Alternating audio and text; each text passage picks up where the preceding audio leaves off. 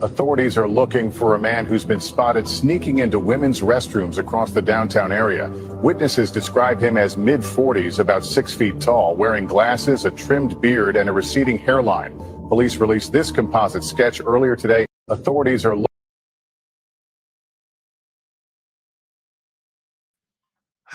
Always a classic. Always a classic. That woman's face was great. Good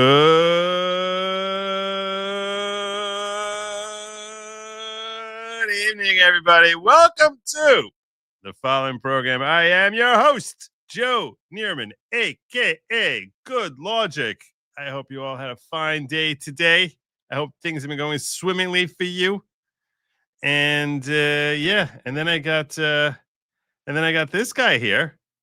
Welcome back, my brother. Just flying right in. No lube, no nothing. Just take it in raw. Yeah, I actually I mentioned around some places, not everywhere, that I'm starting the show off with a serious announcement. Like I called it a huge announcement one place, a quasi big announcement elsewhere. I know this is going to get some of you upset. I know that, but I have to. This is what I have to do. So yeah, this is the announcement that I need to make for you all. Starting Monday, I am going to be moving my show to an earlier time. How much earlier, Joe? 6 a.m.? Yeah. How much earlier, Joe? Yeah, I'm going to be moving my show up to start time being somewhere between 6:30, 6:45 p.m. That's basically what I'm moving up to. Well, tell them why. Tell them why, so people don't think it's just like you're just doing it to be it. The reason why is Robert Gouveia, who most of you know him. His audience is a very aligned with you guys. Very, very much aligned with you guys. He does more of a law focused show than I do. I do a little bit more politics. He'll go through law, but the audience we're targeting is very similar. Probably more so than almost any other audience I can think of. And he's offered to basically redirect his audience to me. And his channel is noticeably larger than mine, and properly so. The dude is talented as hell. His show is like like if you turned on cable and saw a news show, that's Robert's show. I mean, I know I'm just saying he does a great job. That's what I want. He's phenomenal. And he's a real gentleman. So I know people are saying I tried that already, but I actually have orchestrated with him. He threw out the idea in the past, but I actually spoke with him today about how I would structure it to really make sure that he has the link and can actually do it. I want to be as little of a burden on him as possible. So, I plan on being a huge burden on Joe. Yeah, no, Jim is a ridiculous burden on me. But yes, my objective is to be as small a burden as possible on Robert, which is why I'm probably I was talking with him about how I can set up the stream, because I'm producing a show based on news that's coming out. So I sort of you have to do it in advance of when you guys are just walking in the door, and you have to be setting up everything for background and what I'm going to be sharing and what's going to be happening. It's just a lot of background work to do. And then I got to give notice beforehand. And how am I doing that if I'm rolling right from his show? And I actually figured out how to do it. I worked that out with him. So yeah, I think I'm going to be doing this. This is what I'm going to be trying to be doing going forward for the foreseeable future. So starting Monday, I'm going to be doing my you'll see me going live. He was telling me that he starts 5 p.m. my time and runs for like an hour and a half to 2 hours. I think he normally goes longer than that. Yeah, I was like, okay, I think that, like I said, if I start before you and you roll into me, that's fine. That'll work fine. He's like, yeah, no, that's true. But so I was thinking, I also don't want to try. I know a lot of you probably like watching Robert Gouveia, so it's not like a thing that I'd want to I really might even just do it. Like I'll watch his show, and whenever he wraps up, just go live. Like that's really the smart way to do it. When he wraps up, just go live. As long as you have your link set up ahead of time, you don't have to be live, and he'll still send everybody to you. So you can do that. You know what I mean? Have the link set up and waiting, and you can watch his show. And as soon as he's going to go, as soon as he's going to end, as long as he has the link set up, it'll work fine, and you can just go live instantly, and the people just come right over. Yeah. I think that's probably the best. That's probably the best way to do it. Just make myself. I was like, you're basically going to be like the '90s equivalent of like, you being Seinfeld, and I'm going to be like Friends rolling in after you. Like that's what my objective is. I would call you're be more like Frasier.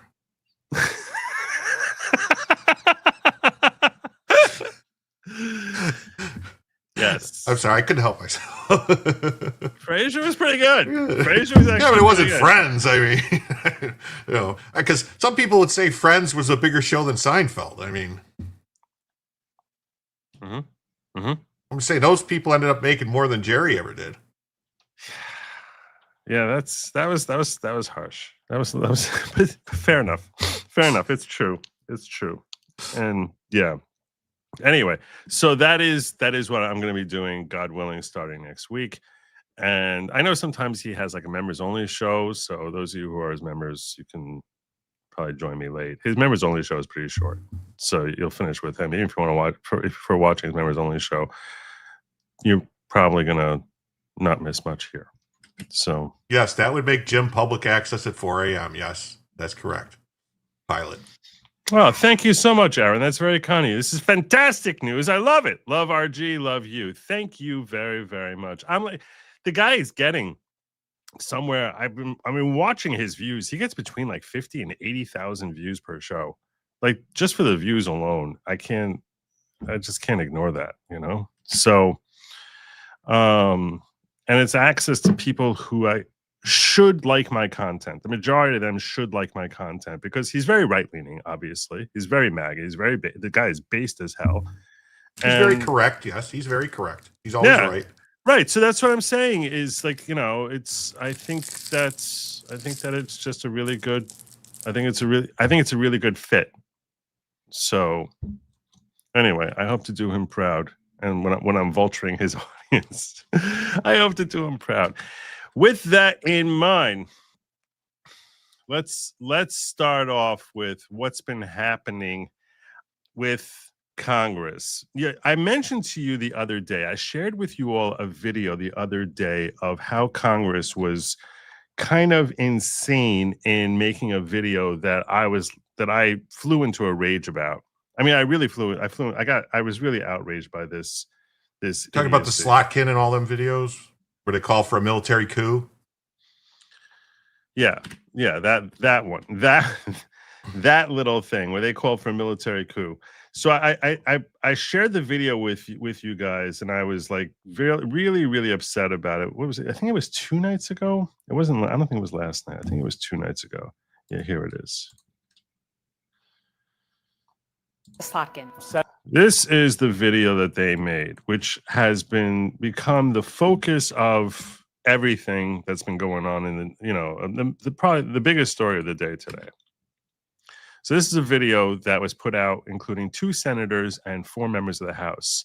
All of them have ties to military or intelligence on their resumes.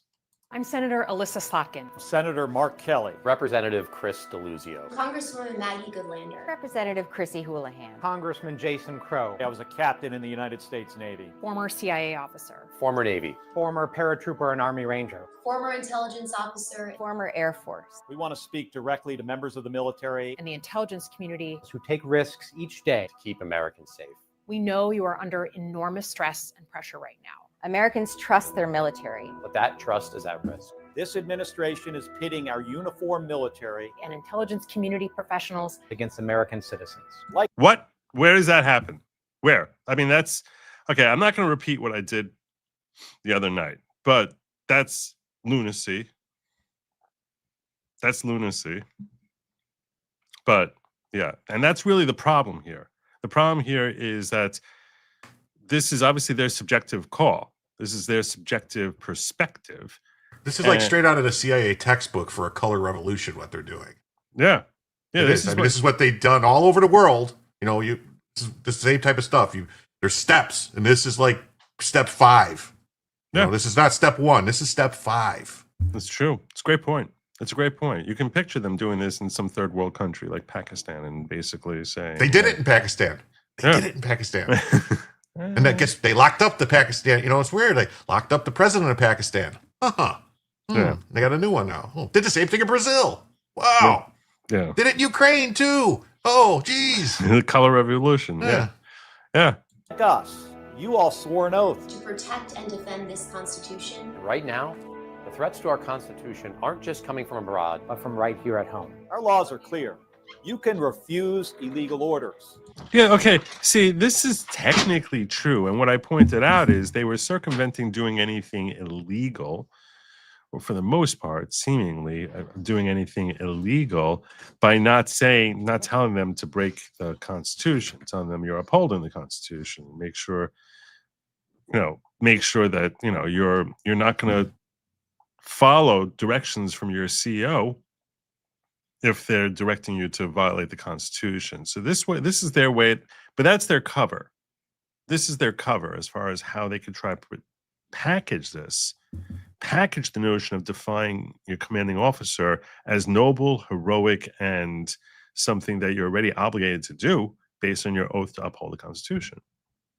You can refuse illegal orders. you must refuse illegal orders. No one has to carry out orders that violate the law. or our Constitution. We know this is hard and that it's a difficult time to be a public servant. How is it a difficult time to be a public servant? You're making it sound as if this is something that they're dealing with on a day-by-day basis. Like they're continually being told. See, the way this entire thing is framed doesn't portray it the way as if this is like something that may come up one day. This is like you're dealing with this every day. What do they call it, Joe, when you refuse or refuse to follow an order that isn't illegal? Insubordination. Mutiny. And they use the phrase. It's enough people doing it. They use a phrase at the end of this. Now let's that get is there. very particular with mutiny. Whether you're serving in the CIA, In the Army, Our Navy, The Air Force. your vigilance is critical. and know that we have your back. Which is basically saying we'll protect you. Mhm. We're going to protect you for what you're doing here. Because now, more than ever, The American people need you. We need you to stand up for our laws. our Constitution, and who we are as Americans. Don't give up. don't give up. Don't give up. Don't give up the ship. Don't give up the ship. What is you see? You say that's a call for. That's oh, a it's call for a mutiny. mutiny. Do not give up the ship. You have control of the ship. Do not give up the ship. Yeah. So this was that was the video that came out a couple of days ago. And Trump responded to it today. A few times. The first one, was this the first one? I think this is the earliest one. I want to try and go in order as to what came out. So he shared a Washington Examiner. He shared this from the Washington Examiner. Let's pull this up. Which is Democrat veterans in Congress urge service members to refuse unspecified unlawful orders. That was the article in the Washington Examiner.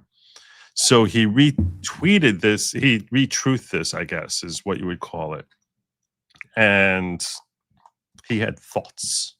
He had thoughts. So first and foremost, he sent out, it's called seditious behavior at the highest level. Each one of these traitors to our country should be arrested and put on trial. Their words cannot be allowed to stand. We won't have a country anymore. An example must be set, President DJT. So that was the first comment that he made on this, but there was more. He followed that up with saying, this is really bad and dangerous to our country. Their words cannot be allowed to stand. Seditious behavior from traitors. Lock them up, President DJT. Not done yet. Seditious behavior punishable by death. So this was not taken well. Then he talks about Larry Summers because he thought, yeah, the fact that Epstein was Larry Summers' wingman is pretty funny. And I think there was one more here. No, that was it. That was it. So that was what Trump put out, which this made the left go bananas, bonkers, berserk.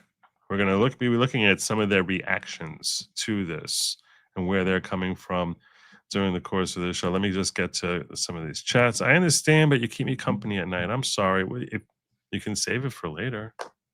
I'll probably be doing more local shows also if I'm going earlier. Like local shows, I want to try and get to doing that a couple times a week. So if I'm done earlier, I can do a couple of local shows in the middle of the week. Plus, think of how much better this will be for my football schedule. So there's that too, right? Because I'll be done by like there's always that. Exactly what orders are they referring to? That's the problem. They're not. That's exactly why this is so dangerous. Because what you're asking them, and this is why we'll see. What they're doing is they're calling for a de facto insurrection, not de jure, de facto. What I mean by the words de facto? You'll probably hear me use that term a lot. It's a Latin phrase which means in fact, not in law, but in fact, meaning the way they're wording their expressions, which was clearly, they were very clearly scripted to be very careful to make sure that they felt they were not doing anything illegal in pushing the military to do this.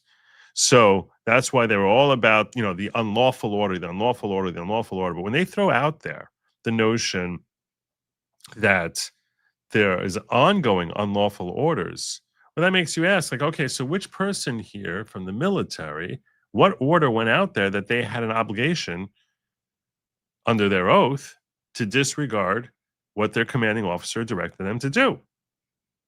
Like they make it sound as if this is like, oh, this is happening 20 times a day. There are unlawful orders, or that this has been a recurring problem. So, what are you talking about? And if there's some people, let's say 2% of the military, were to take their words seriously and say, yeah, you know what? So now it's a subjective call. If I make a subjective decision that this is not something that's lawful, so I'll just disregard, which is what they're hoping for. I mean, and they're also coming from a place where, basically, what have we had, like 80 or 90 district courts that said Trump's unlawful, and then it gets overturned because they don't know what the fuck they're talking about. So that's what they're like. Oh, you could just say it's unlawful, like this judge said. Everybody refused to do everything, and you could just say. Problem is that when it turns out it's not an unlawful order, those people are going to prison. Yeah. Like not like, oh, it's a joke. No, prison. Like it's a very break rocks prison. It's a very, very dangerous thing. It's a very, very dangerous thing, and especially because they are using their position to talk with authority. They're not just like, I'm a senator or I'm a congressman. No, I served in the military, so I know what you're dealing. Each of them talking about their military, their resumes with respect to the military service or their in the intelligence agencies, that they've been there, and they know what they're talking about, and that's what makes this so horrible. Is that they have this podium that they're standing on based on their resumes, that they're saying this makes us an authority here to tell you what to do, and that we are members of Congress who are telling you to disregard the president. That's essentially how it comes across. So, and because when I say de facto, what I'm saying is, while it's technically legal, if you dissect this sentence, that phrase, whatever, it's legal. The overall message is de facto in point of fact. In practice, if Sergeant Lance Mills gets an order from he gets an order from a captain, and he's like, well, I don't think that I'm supposed to be doing this now. So now you start having this breakdown in the chain of command, which is very dangerous for the military themselves. It's very dangerous because, if you have a captain who's ordering a sergeant to do something, he's expecting to do it, and the sergeant says, no, I'm not doing it because I think it's unlawful. So now what happens is all of a sudden every individual, the objective you want to have from your military is that they're functioning as a cohesive unit, that they're operating together hand in glove, that you know that you can rely on the man next to you, that he's going to be following orders because the same way you're following orders. And if all of a sudden you start having questions, are they going to follow orders, or is this some yokel who's going to sit here thinking, oh, maybe it's unconstitutional order, I shouldn't be following this, that this is part of the natural equation that's going through their minds, all of a sudden you can't rely on the guy next to you, which this really cripples our own military. This is very damaging stuff. This is very serious stuff. It has very serious repercussions, because now, if you can't trust Sergeant Lance Mills because he's someone who's like, I'm not sure I agree with Trump on all this stuff. I think some of this stuff might be illegal. And now I got all these senators and members of the House who are telling me I should disregard their orders, and there could be 5,000 Lance Mills. You don't know which person it is. Now all of a sudden you don't have a functioning military anymore. This is what these the proper word for what these people are for calling for this is asshat. Like what is wrong with you? How stupid do you have to be? Like this is very, very serious stuff. So the notion that I understand freedom of speech. I'm all for freedom of speech. I'm screaming for freedom of speech. And when I first looked at this, I was like, technically, it's probably not illegal what they did. It's probably not illegal. And I want to. I don't know. They tried to get Trump for saying to peacefully and patriotically protest. So. Right, but just because they try breaking the law doesn't mean I want to follow in their footsteps. So the last thing I ever want to do is follow in the footsteps of folks from the left, because everything that they do leads to their own perdition. So it's not like I look at them as a role model as to how I should act. It's a matter of, okay, they're basically like the autistic children in the room. And it's almost offensive to autistic children that I'm referring to them that.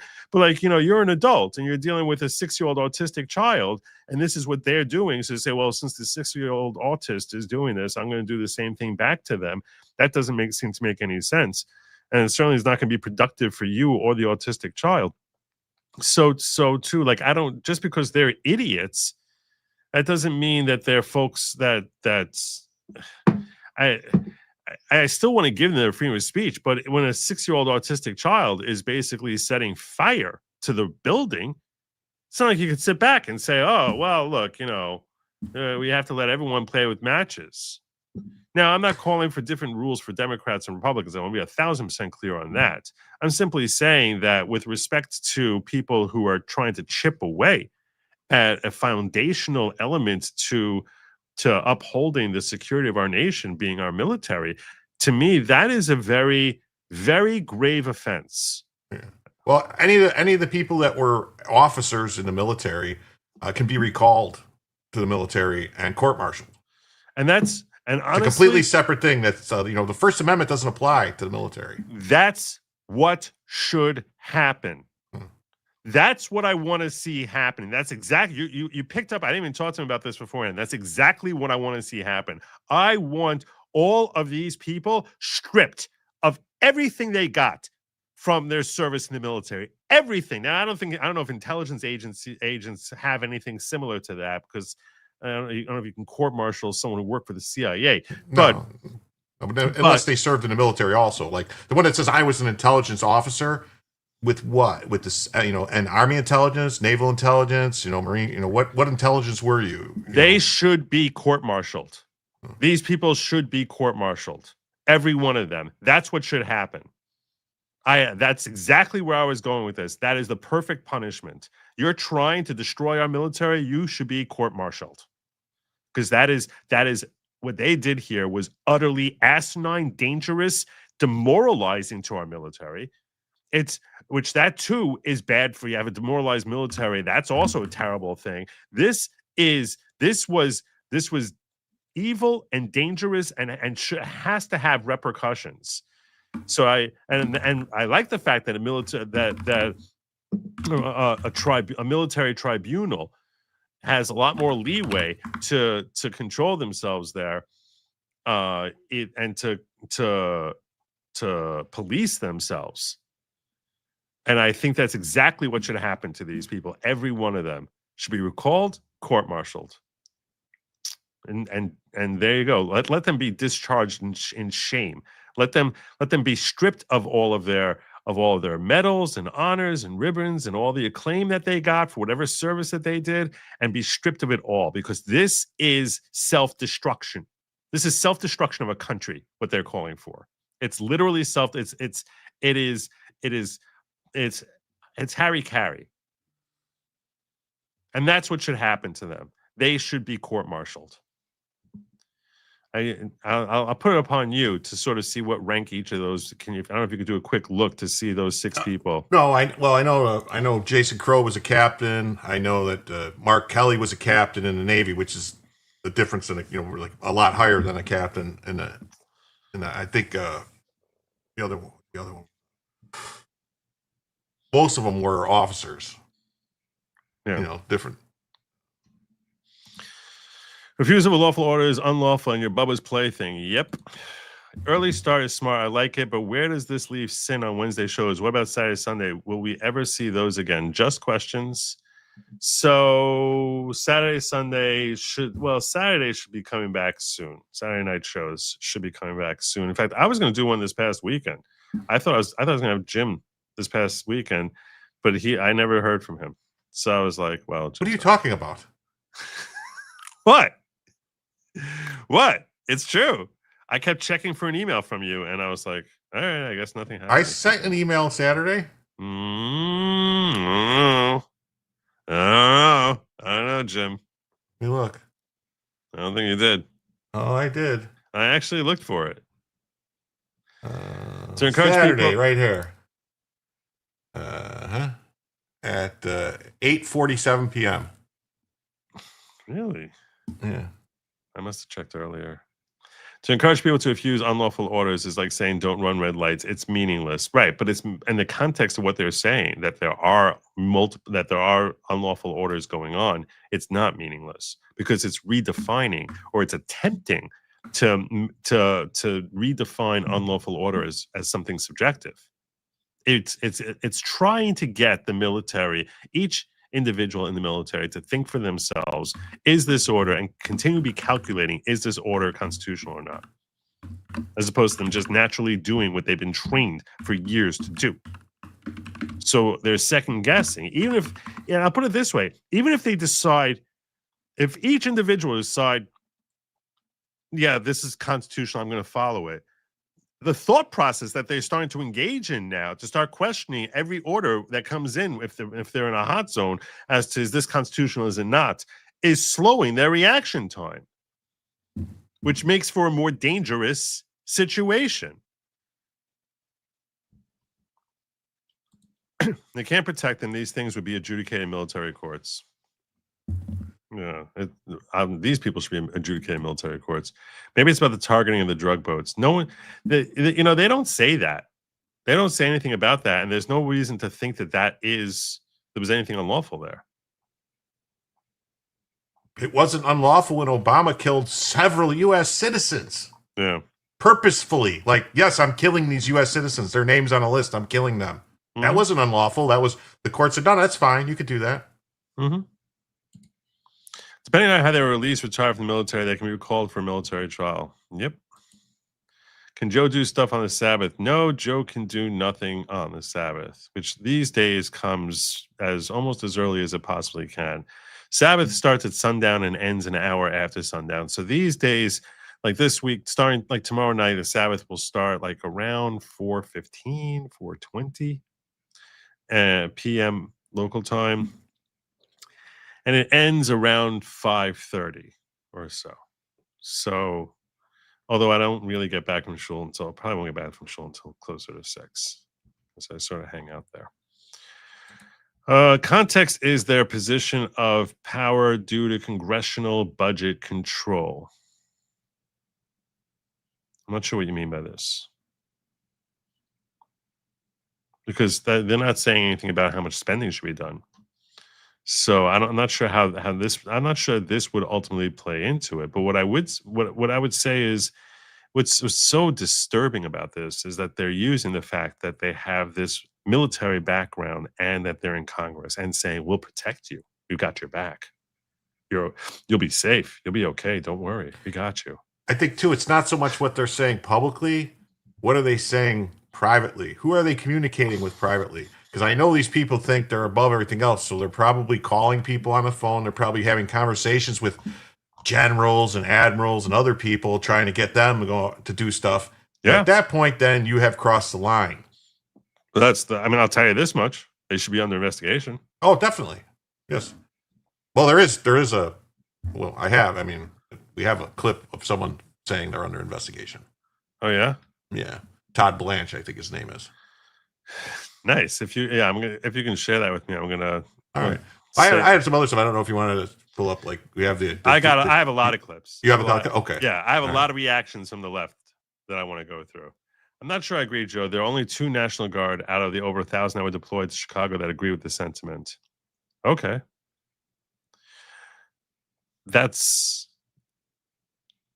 You're saying that it's not that widespread a problem. The fact that it's the fact that the problem may not be widespread, and let's face it, probably at least 3 out of 4 members of the military would lean towards Republican sentiments, right? Especially when you consider towards a more MAGA type of sentiment. So most people in the military probably look at these jerks the same way that I look at them, right? With the same disgust and disdain for these people. But all it takes is one, right? All it takes is one in the wrong place at the wrong time for someone to die. People forget, Benedict Arnold was an officer in the Continental Army. Benedict Arnold was a hero before he became a traitor. He Correct. was arguably one of the 3 biggest heroes of the Revolutionary War. Before he was like a warrior on the field, highly decorated. I learned so much about him from that miniseries Turn, where Benedict Arnold was played by the same guy who played Rigsby in The Mentalist. I don't know if you ever watched The Mentalist. You remember? Did you see? Did you watch? I'm trying to think. Is that a Baldwin? But it's not a Baldwin brother. No, he's not a Baldwin. He's not. But I'm saying not one of the Baldwin. He's not a Baldwin. He's got a Baldwin last name. The same guy. His last name is. I think it's Adam Baldwin. No, it's not. It's not. Is it really? I think so. But it's not. He's not a Bald. He's not related to those Baldwins. Yeah, but he has sort of the same kind of look. Yeah. I think that's who it was. If I'm not mistaken, that's who played him. Adam Baldwin. Yeah, I'm pretty sure that's who played him in Turn. He also was like, if you ever remember the movie called like My Bodyguard. Yes. And then he was also in Full Metal Jacket. He played Animal Mother. No, he wasn't. That Full Metal Jacket was like 20 years before this guy became anything. Okay. That actor was like 15 years old when Full Metal Jacket came out. Maybe I'm wrong. You know what? I think I'm thinking of The Patriot. Oh, yeah. So The Patriot was much earlier. Turn came out like 8 years ago. This guy's in his right now he's maybe 40. Oh, okay. All right, never mind. It wasn't him then. Anyway. For some reason I was picturing him. No, so you were talking about Benedict Arnold, though. Benedict Arnold was, historically, the dude was he was fierce. The guy was fierce, on the battlefield. And then he got very highly injured, and he got promoted, and he was not happy with the levels of his promotions and the levels of trust that Washington gave him, and he had his own worm tongue in his ear in the form of a woman who was considered to be the prettiest woman in Philadelphia, who he ended up marrying, and that she was basically having some sort of relationship with the head spy for the British. And yet she lived out her life without ever being found culpable of anything. So the actor's name was Owain Yeoman. Yes. Owain Yeoman. That was it. Yeah. Yeah. There we go. All right.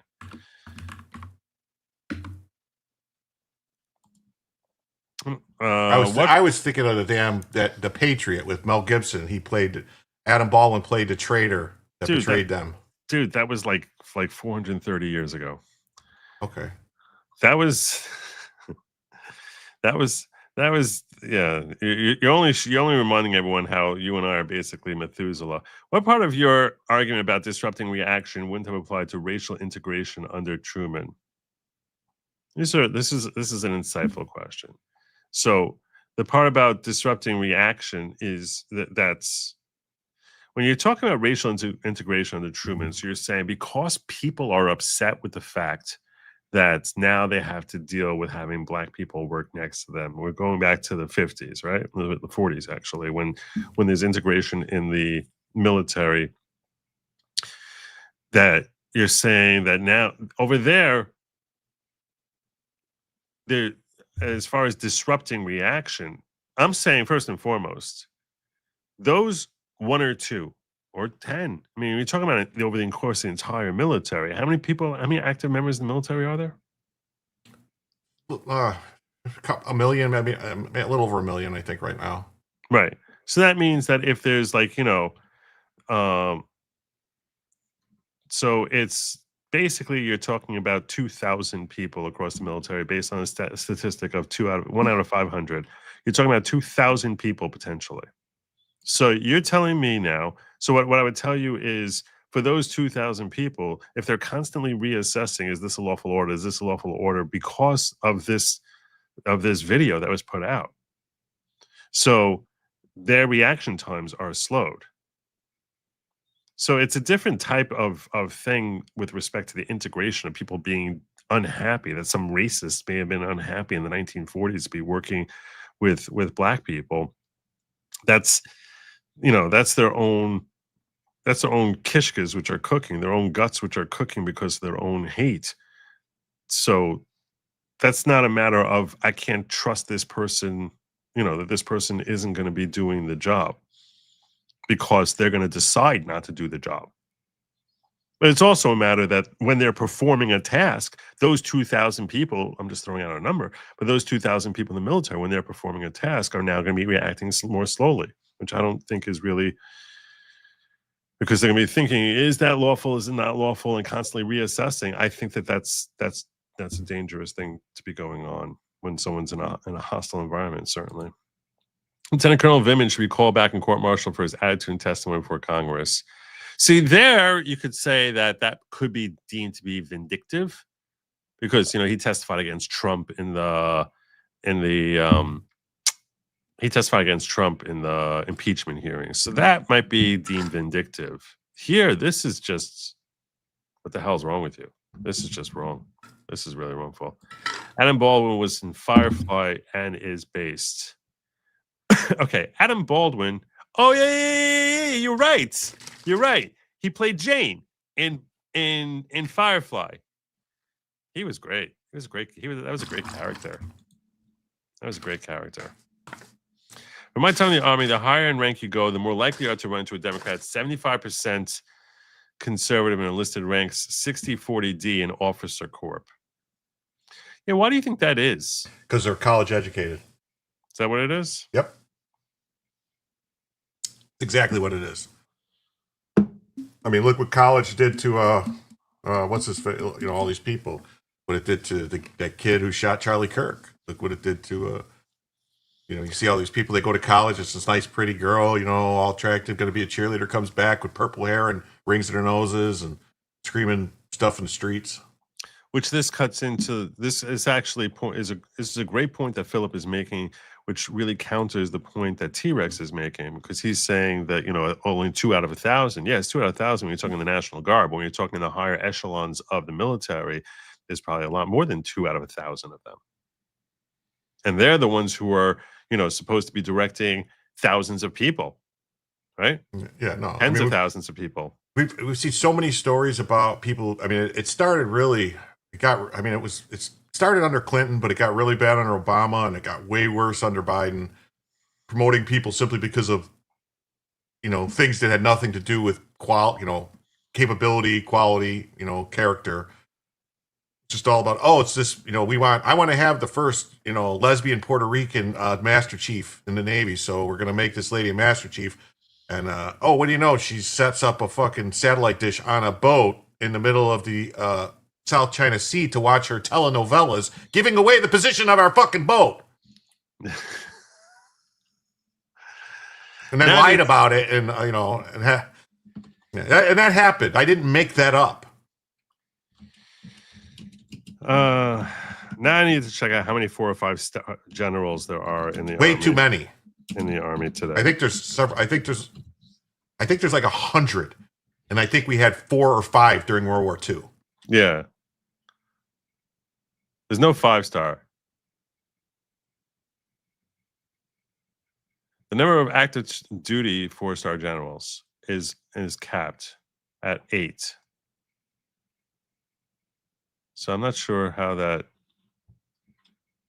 But I saw something along the lines of what you were saying, that there's there's like a ridiculous number of generals that we have now compared to. Well, because okay, but you're talking about Army, then you got Air Force, then you got Marines, then you got Navy. The thing is that there was a insane amount. I mean, I don't know. Who knows? Yeah. Well, let's hear from some of the reactions to Trump's comments. If you want to, I have it pulled up. If you want to hear Todd Blanche, his response to it. No, let's hear from the reactions first, and then All we'll do that. Appreciate that, brother. So here is Carolyn Levitt talking about this first. We'll start with her. This morning, President Trump accused 6 Democratic lawmakers of seditious behavior punishable by death. Just to be clear, does the president want to execute members of Congress? No. Let's be clear about what the president is responding to, because many in this room want to talk about the president's response, but not what brought the president to responding in this way. Yep. You have sitting members of the United States Congress who conspired together to orchestrate a video message to members of the United States military, to active duty service members, to members of the national security apparatus, encouraging them to defy the president's lawful orders. The sanctity of our military rests on the chain of command. And if that chain of command is broken, it can lead to people getting killed. It can lead to chaos. And that's what these members of Congress who swore an oath to abide by the Constitution are essentially encouraging. We have 1.3 active duty service members in this country. And if they hear this radical message from sitting members of Congress, that could inspire chaos, and it could incite violence, and it certainly could disrupt the chain of command. These 3 members of Congress, I will also add, knew exactly what they were doing. You look at Alyssa Slotkin. She's a former member of the CIA. Mark Kelly was a captain in the U.S. Navy. Maggie Goodlander was a naval officer, and notably, she is also the wife of Joe Biden's national security former advisor, Jake Sullivan. And so these members knew what they were doing. They were leading into their credentials as former members of our military, as veterans, as former members of the national security apparatus to signal to people serving under this commander-in-chief, Donald Trump, that you can defy him and you can betray your oath of office. That is a very, very dangerous message, and it perhaps is punishable by law. I'm not a lawyer. I'll leave that to the Department of Justice and the Department of War to decide. Very well said there by Carolyn. Very, very well said indeed. It's true. It's true. Every word. So let's start hearing from some of these different people who took part. We're going to first hear from the people who took part, their response. 5 out of 6 of them responded to Trump's tweets on Truth Social. 5 out of 6 of them. So let's hear from some of these clowns. This morning, President Donald Trump threatened to have me arrested and executed simply for reminding our service members of their oaths to follow the Constitution and to defend the rule of law. Nope, not just for that, but also for implying that there have been unlawful orders that have been issued. I've taken many oaths throughout my life as a combat veteran, a paratrooper, an Army Ranger, and now as a member of Congress. That is a lifetime oath for me. I will never stop defending it and upholding that sacred obligation. It's very telling that President Trump and those around him think it's criminal simply for asking people to follow the law. Nope. You say in the context of there have been unlawful orders. That's the big deal here. That's why this is such a huge deal. It's in the context of that there are ongoing unlawful orders. This moment requires moral clarity. And you have none. You have none. You're sitting here, you're basically using your military background as a basis to make a political point. Every American, regardless of your background, should unite and reject his calls for political violence. This is a moment that requires leadership. And I intend to, and you're exactly not a leader. You're a fomenter of disunity, the exact opposite of leadership. And members, you know, the members of the House are supposed to be looked at as leaders of their community. uphold my obligation, my oath, and to lead. Yeah. Don't give up the ship. Don't give up the This ship. morning, Don't give up the ship. As if the ship is imperiled. See, that's it. That's exactly it. You're undercut by your own words, undercut what you're saying. Don't give up the ship. What the heck? Where's the ship imperiled? That's the problem. That's exactly the problem.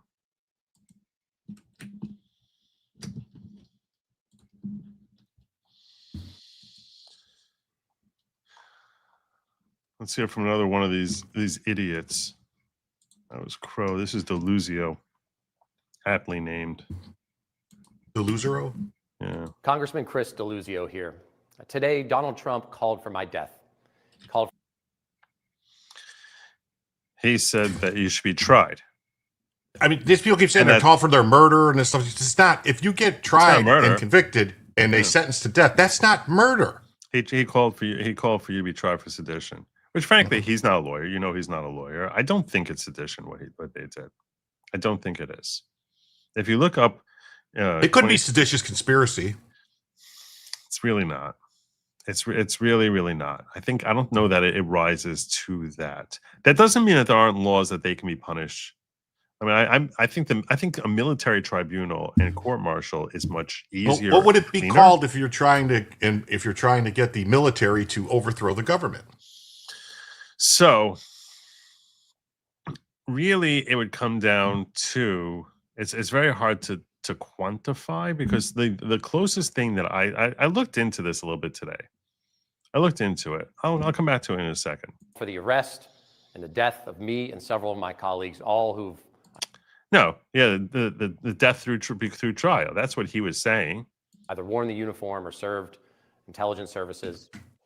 He didn't want to hear a basic lesson that we know about our Constitution, about the oath we all take when we serve, whether in Congress or your first day out of boot camp. These are bedrock principles in our country that you've. And I mean, it's like, this is like telling, like, if I stood up there and I told people to breathe, there's a reason you're saying it now. There's a reason you're saying it in this context, and you're also saying the context. So the only context that we're left with is that you're intimating, if not outright saying, that there are unlawful orders that are being issued now. That's the problem. And you can't point to any. Point to an unlawful order, and we're going to hear from someone, from one member of Congress trying to answer that question. And they actually defend it. They tried defending it, saying they're having unlawful orders, which is like, okay. Follow lawful orders, that the oath to the Constitution, the loyalty to the Constitution comes above all. I'm not going to be intimidated. I'm not going to be deterred from my duty to represent the people who sent me to Congress and to uphold my oath to the Constitution. Deluzio. All right. You got a special message in the chat from Nate. I saw that. I saw that. My brother Nate, the lawyer, who's going around all day today saying, happy to be alive. God bless you, brother. Thank you so much, Joe, for all your kind words. It means so much to me. I know that chat hates me. Not today, brother. Today, Nobody no one hates hates you, you. Nate. And no one really hates you. But I love you guys. Forgive me, because I'm just happy to be alive and listening. It's my pleasure to have you here. If you want, I'd send you a link, but I doubt you're in a condition to actually like pop on. And I'd feel like almost guilty if you did. But, should I send him a link? I think he's still in the hospital. I mean, yeah. I don't care if he's in the hospital. But, all right, what the heck? Hey, look, I'm not expecting him to come. I'm not expecting a million years for him to come. But if he's watching anyway, and he's interested in popping on in, Is this? I think that everyone would love to see you. I'm sure he looks like someone who just had 12 hours of surgery. Although, I mean, it was yesterday, but still. Yeah, what the heck? I don't expect them to come. Nate the lawyer. There's the link.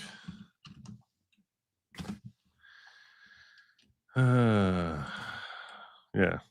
But yeah, so obviously we all wish Nate well. If you have not yet heard, he had 12-hour surgery to remove a tumor that we're supposed to find out next week, I think on Tuesday, that hopefully it's benign. And yeah, and then he'll proceed with his treatments as directed by his doctors. But wishing you nothing but blessings, love for you and your entire family. And yeah. So elites start fires, they never fight them. This is true. Space Force has authorized 25,000 people and has 4 4-star slots. It's insane. I feel so bad for Caroline. Most of her problems that she's having to clean up aren't even Trump's. They're caused by our awful attorney general. Yeah, I know you meant Trump, not trucks. They're all claiming victim status with this American Constitution is the victim. Yeah, he's coming after me. He's saying that they're trying to kill me. He didn't call for you to be executed. He didn't call for you to be executed like by a mob. He said you should be tried for sedition, and the penalty for that is death. Now, again, I want to be crystal clear here. I do not think that any of these folks who were involved in this committed sedition. I did say I would talk to you a little bit about what laws they potentially have violated. You can look at 18 U.S.C. 2, which if you pull up 18 U.S.C. 2, I have it here somewhere.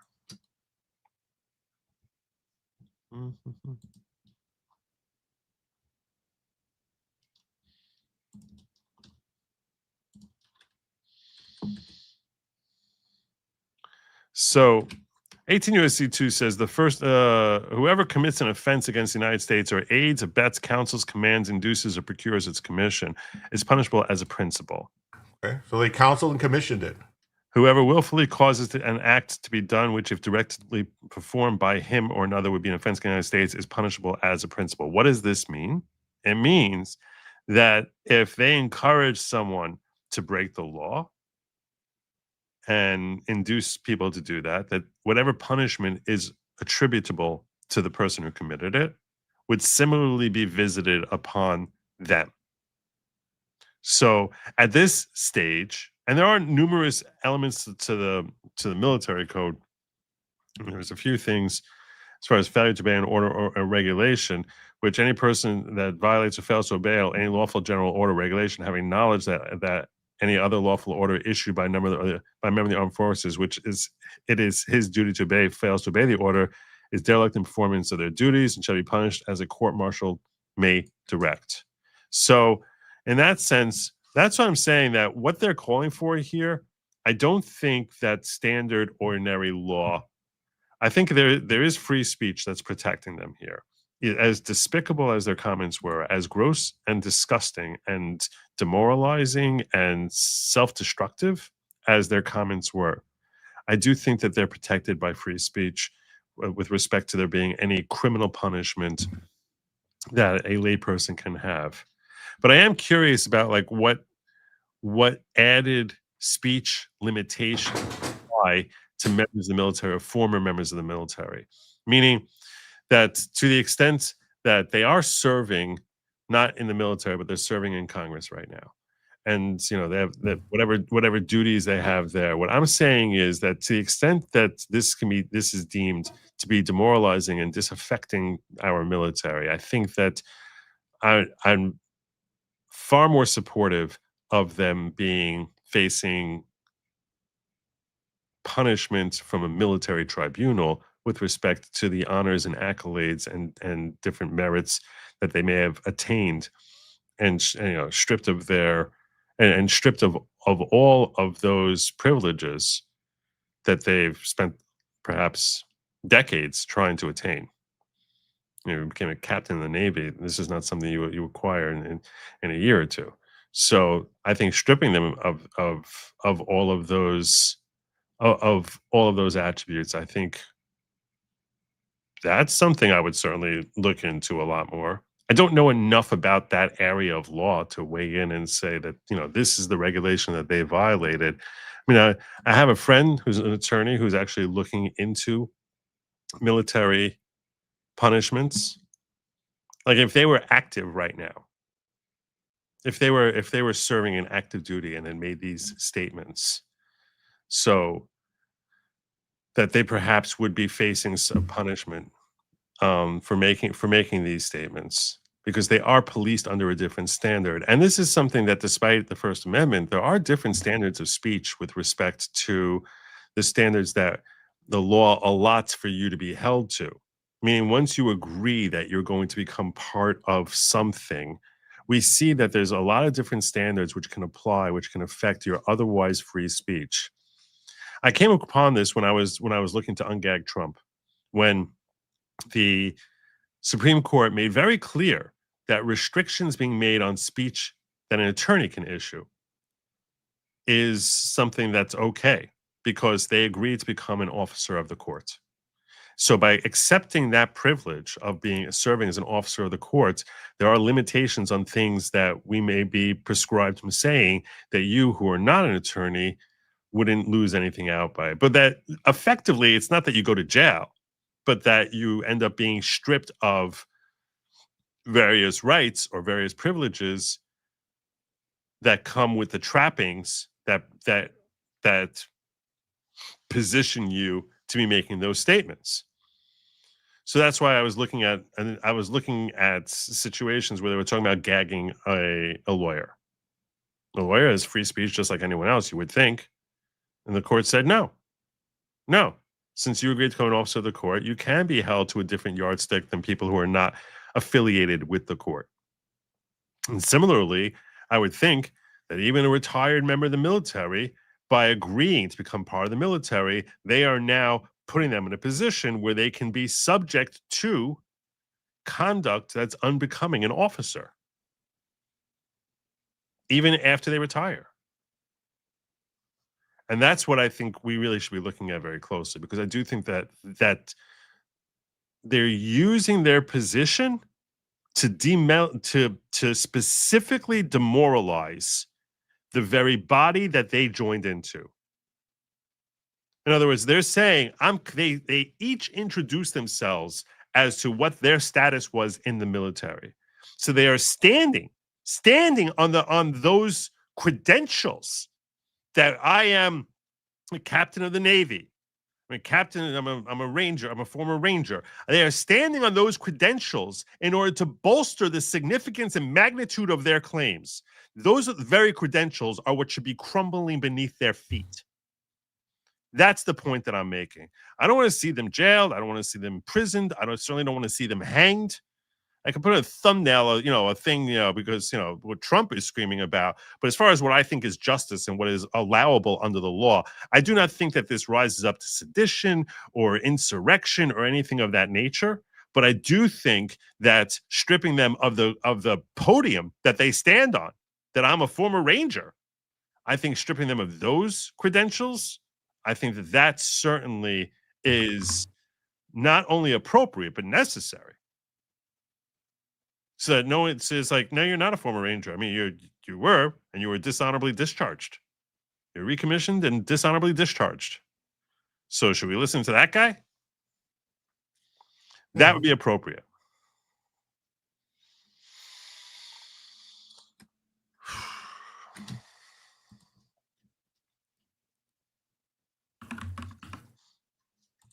What's that saying that my Jewish brothers have? Something like, may you live to 120 years, Nate. We do say that. That is, and it's something that even though, and that is something that is regularly said. The phrase in Hebrew is ad mea ve'esrim, which means until 120. And they'll say it like, we'll literally write an acronym for that in a letter to each other. You write a letter, you would see it says an acronym for those 3 words. Actually 4 words. But I actually don't think that there's a limitation. There was a notion that there's a limitation of 120 years of life as like as far as the maximum someone can live, but I don't think that that's actually accurate. Nobody on J6 committed insurrection either. They still faced federal punishment. That's true. That's true. But you're able to. The question is what you have to basically find a law that they violated. So if you think that they violated a law, it's much easier to find a law violated when people are taking physical actions rather than when they're engaging in speech. So you're right in what you're saying here, Amazing Disgrace.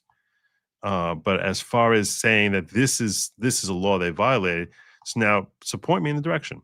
I'll be all for it.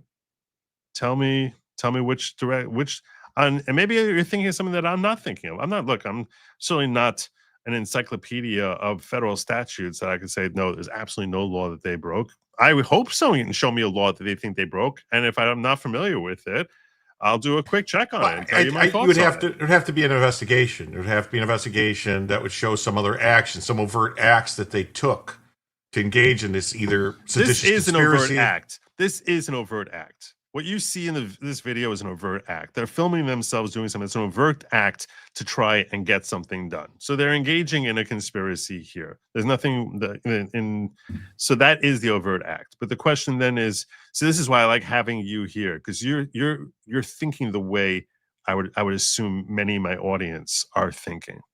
So it helps me sort of cut out, get to the root of those questions. So if you have other thoughts that you have. So it's a conspiracy to subvert. Well, it's a seditious conspiracy. It's to subvert the constitutional order. I mean, that's what it would be, right? Pull up the statute for me while I'm going through this, and I'll go through it. I looked at it before, but I'll go through it again. Once the ladies of the View got wind of this, DJT is Spuds member for 14 months.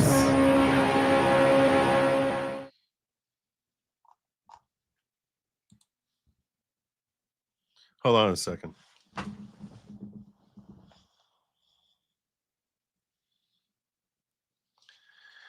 I got Nate the lawyer on the phone calling me here. Okay, good. Hey, it's okay I put you on like by the microphone, right? On speaker. Yeah, of course. Yeah. I couldn't click on the link. I'm on my phone, and I just called, bro. I feel so bad. Just send me a link, but I can't. No, I didn't think you were gonna come, brother. I didn't think you were gonna come. I even said that. No, don't feel bad at all. Don't feel bad at all. I wanted to. If you were up to it, because I know you had your surgery yesterday, I'm an idiot, so I don't know how long these things take to, and how you would be feeling. So you told me you were watching. I was like, well, if you're watching and you're willing to pop in here. So, yeah, but I watch you at night because you help me fall asleep. I see. This is what everyone says. Not to say the show is boring, because I like listening to your philosophical view on things. So, but I'm sorry to interrupt your show. No, you're not interrupting my show at all. No. Hey, look, if you want to go, feel free. Go. I don't want to keep you. But I'll tell you that we all love you. We all want you to be completely better. We want you to get your rest, get your strength back, and that this whole thing you can put this thing behind you as soon as possible, and then get back on out there and keep producing content that we all love. I appreciate it, Judge. I know I give you a lot of shit. I know sometimes we argue, but I love you. I love you like a brother, man. I really want you to know that. And it would have sucked if I would have made it and not told you, man. Sometimes you just gotta tell the people who you really love that you love them. We're good. We're good. Not as Nate. Nate. LGBTQ shit, but just as Nate. I know I'm your best friend on the planet. I know I'm your best friend. Okay, I know. You don't have to tell anyone, and I love you too, brother. You're awesome, and I just want to see you get completely well and better. Get your rest, get everything together, and God willing, I'm looking forward to working with you and arguing with you like a maniac in the next few weeks. All right, that you're going to be totally back up to strength. I'm not going to be pulling any punches. I'm still going to come at you. I'll even be throwing cracks at you that you sound like someone who has a hole in their head. I'll be like all over you. Okay. Thank you. And have a great show. Thank you. I'll talk to you later, man. All right. Have a great night, my friend. Take care. You too, bro. Bye-bye. That's awesome.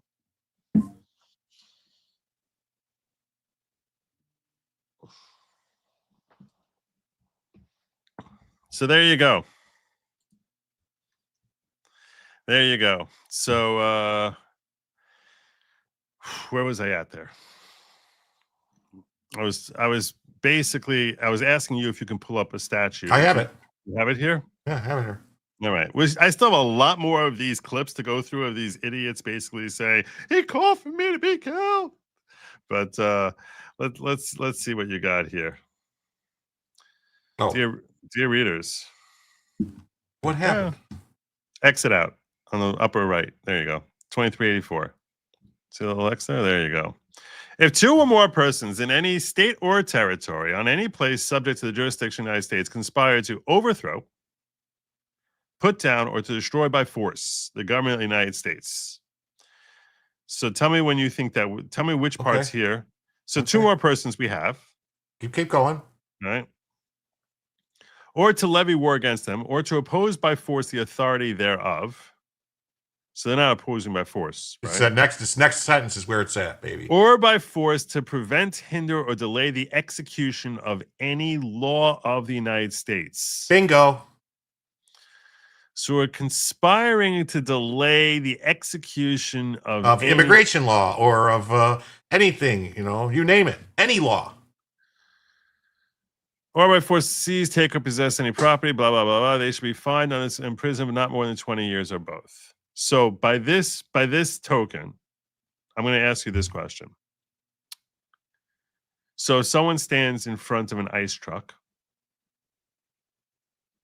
because they don't want them to go pick up some, one person standing in front of an ice truck. No, that's not a seditious conspiracy. But if they get together, if they have a group of people, three people say, let's block that ice truck. Yes, let's block this ice truck. Yes, I think you can charge them. Yes. With 20 years. I think you can. And I think you could go after people that are paying for it and everything. I think it's time to stop. Take the kid gloves off. Start playing for real. Start charging people. But unfortunately, I don't think that's going to happen because I've seen a lot of things lately, even today, charges being dropped against people where it's like, why are you dropping these charges?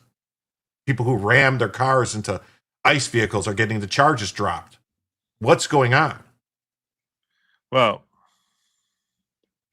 if it's one person ramming a car, I'm not sure if you have conspiracy here to... Well, no, I'm just saying the assault charges. They dropped freaking assault charges. The girl that got shot in Chicago, they dropped the charges. Are you serious? Yeah. Why? No explanation. Zero explanation. Just drop the charges. Horrible. So I don't know if it's people. It could be people that are still in the DOJ doing shit, like purposely mucking shit up and playing games. So you want to tell me that that they are conspiring to prevent, hinder, or delay the execution of any law of the United States? Correct. And they'll say back to you, no, we only told people to ignore an unlawful order. This is what their defense attorney will say. That's what I said. There has to be more investigation. So you get them on the phone, talking to somebody, communicating with active duty people, telling people we're going to do this. They're raising money. I mean, their communications with Soros, taking Soros money. You got Soros out there saying that his plan for democracy is to have an elite group of people to make all the decisions, and we don't need elections anymore. Right. Okay. So now we're talking about there being a cabal of people who are doing that. Do I think such a cabal exists? Yes, certainly. I'm positive that things like that exist, and probably amongst people whose names are famous enough that everyone in this chat has heard of them. Can I tell you that that it's this person, not that person, and who's involved in it? No. Should there be investigations into these people based on what they're doing here? I think that you can make a case for probable cause, although I'm not sure if you try getting a judge to give you probable cause to do an investigation, start like tapping their phones or something like that, that you're gonna get very far. There's probable cause that that's they're engaging in this. You'll struggle with it. You'll struggle to get to get a search warrant for that, I think. Why they might not even have to get a search warrant because it could be FISA. Because you say I'm sure they've talked to Karen Bass, and Karen Bass talks to the people in Cuba. So there you go. 2 hops, you get them. Look, I'm not saying it cannot be done, and I've never been a prosecutor or even a criminal defense attorney. I'm an attorney, and so as far as the actual process of doing it, it doesn't feel like you're quite there. I'm just telling you where I'm at, and you hear the disgust and revulsion I have for these people and how I want them to be, stripped of their military work. I'm just saying, to me, it doesn't feel as if there's enough here to do that. Now, you might be able to conduct an investigation that will lead to more information, which would enable you to establish probable cause to really dig deep into these people. That's possible. And I think that an investigation like that should be open.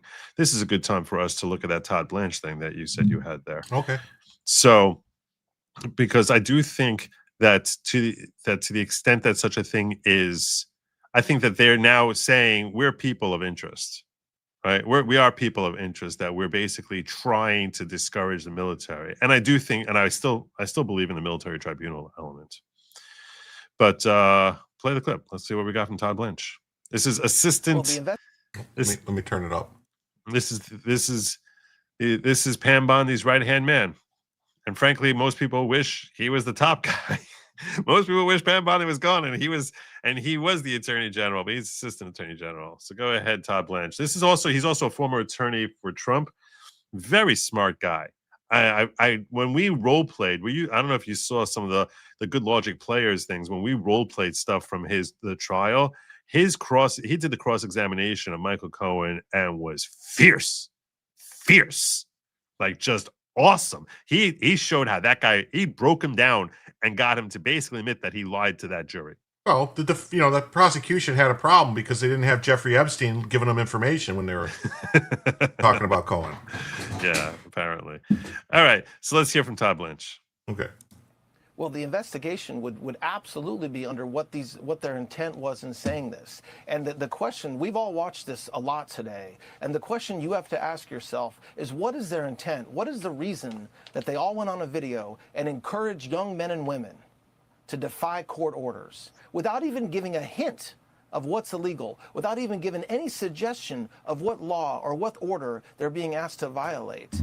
You cannot do that in this country, especially if you're a leader. And so what does the investigation look like? I think they should be held to account. I think that those congressmen should be required to answer questions and to answer questions about why they did what they did. And the American people deserve that, and so does President Trump. Well, the investigation. Yeah, I'll tell you something. Be under what I would love what their intent was in saying. All right, let's. I think that I definitely think they should each be interviewed by the FBI. I think that should definitely happen. Do you need to step away for? I need to step away for a minute. That's okay. Go do what you gotta do. Family comes first. All right. So, is it considered entrapment if the law enforcement both instigated and participated with undercover assistance? Undercover assistance, instigated and participated. Oh, okay. So,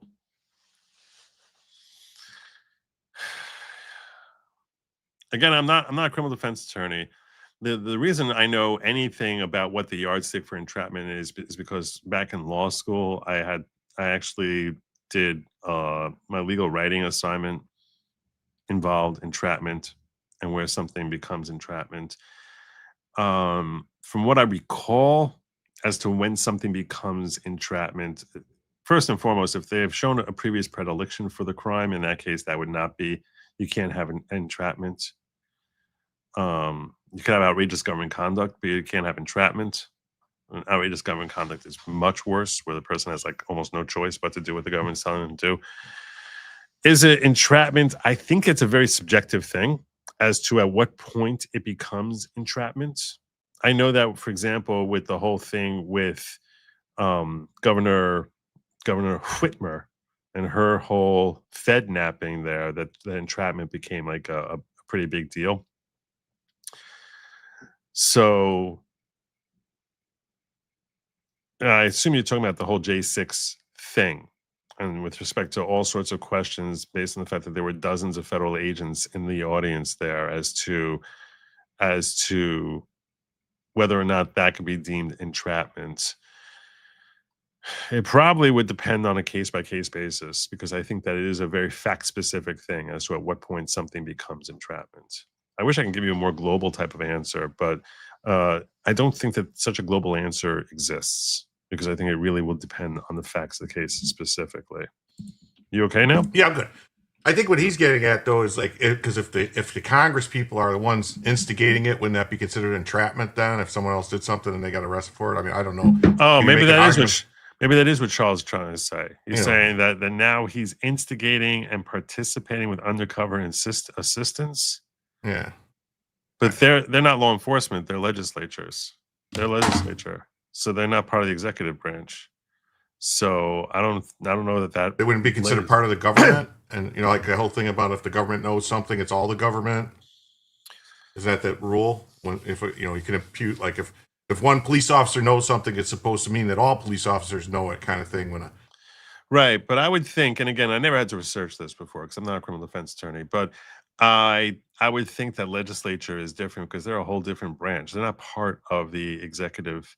They're not even doing the same function, right? Yeah, sure. They're not even doing the same. They're not even doing the same function. So I doubt it. I doubt that their particular involvement would help lead toward a defensive entrapment from any military who were saying this.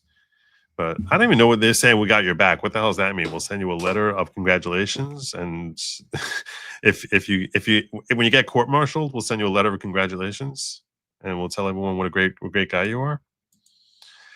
Is it a distraction? Funny, it dropped after the Epstein release. It is interesting. It is interesting, the timing on it. Now you're starting to think. Now Wellesley's starting to think. He's starting to think.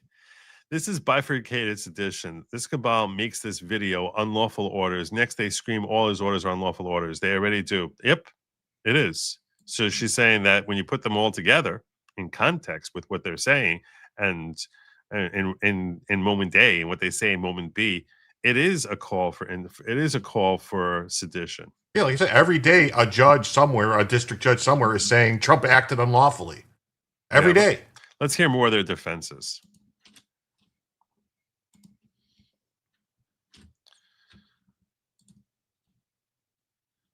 This clown who always has to tell everyone what her credentials are. I'm Senator Alyssa Slotkin, senator from Michigan, former CIA officer. Earlier today, President Trump threatened myself and a number of other service and veteran lawmakers with arrest, trial, and death because he didn't agree with a video we put out this week. This really isn't about those of us who made the video. This is about who we are as Americans and how we're going to engage with people who we disagree with.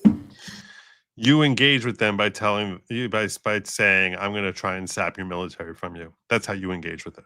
I would hope that people of all backgrounds, Democrat, Republican, Independent, would agree that threatening death for people you disagree with is beyond the pale. No, he didn't threaten death. He threatened conviction and for sedition. That's what he threatened. Of who we are as Americans. I love this country. It has given me everything, everything. Shut up. No one cares. And I refuse to believe that this is the new normal. I refuse to believe that the new normal is that a senator is implying to members of the military that they should disregard orders that they individually deem unlawful. You didn't even give any instruction as to how they should come to that conclusion as to what's lawful, what's unlawful. What are they supposed to be? They're all supposed to become walking encyclopedias of federal statutes? How are they supposed to know?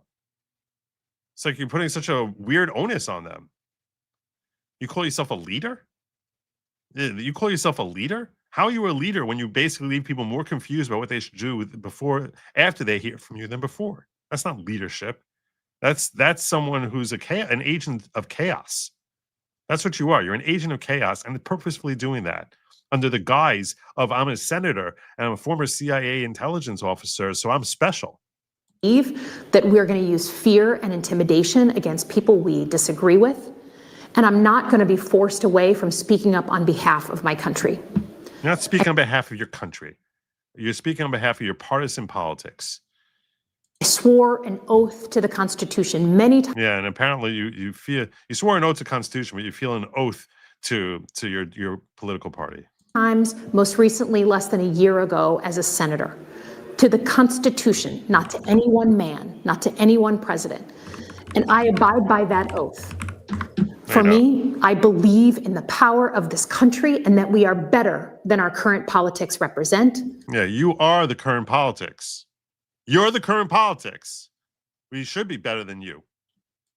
And I refuse to be intimidated out of defending the country I love. You're not defending the country. You're subverting the country that you purportedly love. Shameful.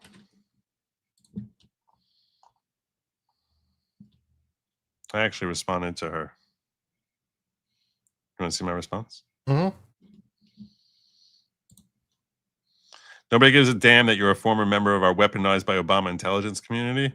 We care that you're a sitting senator who used your position to call for a de facto insurrection. You should be tried, hanged, and burned in hell. Now, frankly, I don't think that she should probably be hanged under the law, but I felt a certain way when I saw her stupid, ridiculous claims there. I responded to a bunch of them, like a bunch of these people I responded to. So that was Slotkin. Let's hear from Maggie Goodlander. I think I had words for her too. Know this about me. Threats don't deter me. This I is will never. Minnie Mouse. This is Jake Sullivan's wife. Yeah. Okay. Yeah, but she goes by Goodlander because basically she's got a toxic mindset. Give up the ship. Oh. I love our country and I love our Constitution.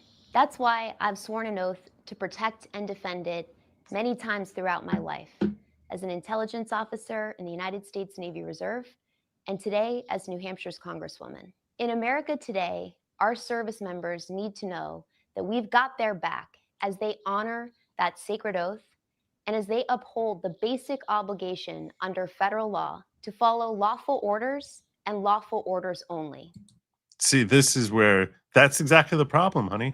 It is sad. Who's making that determination for them in the heat of the moment? Who's making that determination? Idiot. Telling and downright dangerous that simply stating what our law says caused the President of the United States, our Commander-in-Chief, to threaten violence against me today. That's not who we are as Americans. Our history teaches us that both fear and courage can be contagious. So know this, threats do not deter me. I will never give up the ship. Yeah, that shouldn't deter you. You should be court-martialed. There you go. Intelligence officer in the U.S. in the Navy Reserve. I would really like to look into exactly what the fuck she did. Yeah, why don't you? Because I think she's making a big deal. I think she's making a big deal about not really much. I'm an intelligence officer. Really? What kind of intelligence officer? Make yourself useful. Get. Let's see what she got. What has she got? I got stuff to do while you're doing that. Do a quick search.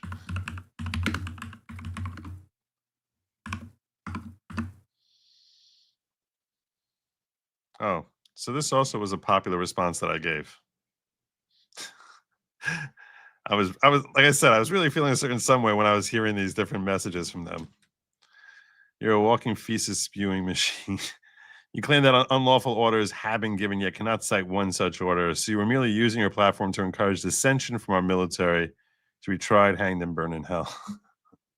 275 likes. People liking my response. Let's see. Oh, this is the guy who said we should discuss. Oh, here's just two. Federalized troops engaged in policing actions in California in breach of the Classic Commentators. Okay. Nope. Okay. She clerked for Merrick Garland. Oh, there you go. There you go. Wait, that's military? No. Well. She was in the reserve. She just, she was. So here's an example of what I'm talking about. The military was ordered to fly out detainees in breach of a court order prohibiting them from doing so. Wrong. This is wrong. Actually, they already were in the air and outside of his jurisdiction. This is exactly the point. So there's an order there. They're already in the air outside his jurisdiction. So what are they supposed to do? Let's say you have an argument there between two people, between two members of the flight team, as to whether or not they should turn around. Like this is exactly the point.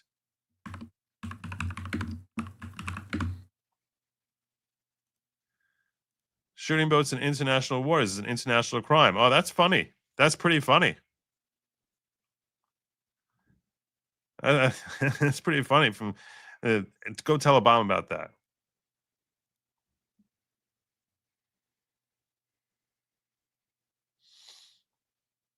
Anyway.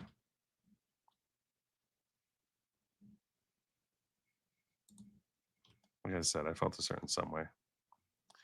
It's like Tim Pool says they're clever. They split it up. One guy says hunt down and kill fascists. A separate guy says there's a fascist. Individually, neither committed a crime. Yeah, correct. This is in response to what Kimmy was saying, that they bifurcate it. So you have one person saying we have to hunt down and kill fascists, and the other person says that's a fascist. And now it's like they're basically telling their audience, this is what you need to do, is go hunt and kill that guy.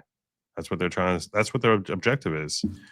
New follower, Joe V 816. Never heard of this guy. Never heard of him. Welcome to the following, Joe V. You probably don't realize that it's not at all a cult. When you see follow, you probably think, hey, did I just join a cult? No, you didn't. And I am not the leader. I'm just a host. And I'm just playing with you, Joe. I know you've been here for 7 years. I've seen Joe V a million times. But then he's probably become a member many times. It must have lapsed. But I just figured I'd mess with him. I'd mess with him. So best I could tell, her military experience as an intelligence officer was her being an advisor for Joe Lieberman. A military advisor for Joe Lieberman. Joe Lieberman. And that was before she was a clerk for Merrick Garland. All right, let's hear from the fifth of these idiots. The sixth one didn't do a video, which was, I think Mark Kelly didn't do one. But I think this is the fifth one we got. Earlier today, the President of the United States used his platform to call for my arrest and even to threaten violence against me. Nope, that never happened.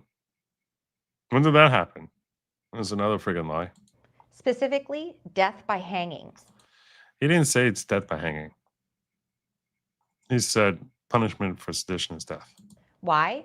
Because I joined 5 other duly elected members of Congress who have served in the military or in intelligence services in recording a simple message to our armed forces. Our message to them was, remember your oath, follow lawful orders, refuse unlawful ones, uphold the Constitution above all else. Each of us who has participated has previously served this nation with honor. And the fact that the president responded with threats is really chilling. And it's really you chilling. Can't have every fucking private running around trying to decide what a lawful order is. That's what they're saying. This is exactly what they want. Yeah. Oh no, wait, no, you can't. It doesn't work that way. it reveals far more about his authoritarian instincts than it does about anything that we said. That you're calling for the military to be second guessing every order they got. In fact, he made our case for us. But let me be clear about something else. Political intimidation and threats of violence are not leadership, and they will not silence those of us who believe in the rule of law and who actually respect our military. I stand proudly with my colleagues. And to the men and women who are currently serving, your oath is to the Constitution, not to any individual. Yeah. Federal law, international 10 minutes from now, you'll be screaming how everything he says is unconstitutional. law, and the uniform. Wait, back up. She just said international law. There is no fucking international law. The United States law is supreme law of the land. That's the only law that anybody in this country has to follow. Ain't no fucking international law. Sorry. Tell him. There ain't no international law. Nothing. Okay, what are you, Mindami? You think you're going to arrest people when they come here because you're going to follow international law because you think you're an international city? Ain't happening. It's U.S. law, supreme law of the land. That's it. There you go. Federal law, international law, and the Uniform Code of Military Justice guide you in your duty. We stand with you, and we have your back. Yeah. So there you go. You want to hear them trying to defend it? Like, when questioned about it? I know. I saw a couple other. Go ahead. Yeah. I think, what's his name? Is it Crow that did an interview on CNN or something and got asked about it and couldn't answer what was the illegal orders? Yeah. Hold on. Let me find that. I got it here.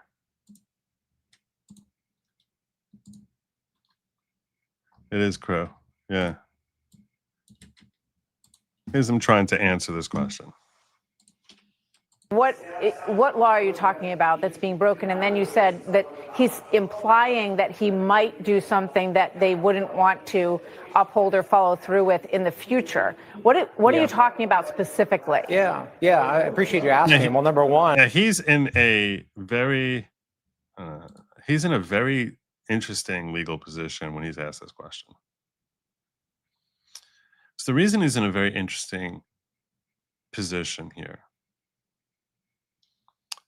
which I am thinking of right now as I'm thinking through what's happening here, is he's being asked to crystallize those very amorphous instructions that they gave to every member of the military. And in so doing, he's putting himself potentially in a very precarious situation. Because if he actually wrongly labels something as being unlawful, he says, this is unlawful, they cannot follow that order, and he's wrong in his assessment. Now he is telling a person who's in a similar circumstance in the future to disregard that order. Let's assume, and I don't remember exactly what answers he gave here, but consider this for a moment, Jim, okay? You're this guy, Representative Jim Crow. You've just made a whole statement, don't follow an unlawful order. Now, what I like about this question is you're putting him in a position where, okay, tell us what's an unlawful order. Give us one. So let's say he says blowing up a boat in international water. That's an unlawful order. Let's assume he says that. Okay. I don't think he does give that answer, but let's assume he does say that. Now you find yourself on a fighter plane as a member of the military directed to blow up a boat. So you're in that circumstance right now. Jim Crow just told you. Is that his name? Jim Crow? It's not Jim Crow, right? Is it Jim Crow? I'm Jim Crow. Jason Crow. Jason Crow just told you, don't fire. Disregard that order. Now he's encouraging that person to disregard what is potentially a lawful order based on his subjective call that's an unlawful order. Could actually be worse, too, because they could be kind of an implicit threat that, like, if you follow orders that we don't like, we'll come after you and say that you didn't follow your oath. You were supposed to say no to that order. So we're going to prosecute you just like happened at Nuremberg. You can't just say you're just following orders. We're going to get you. Yes. That's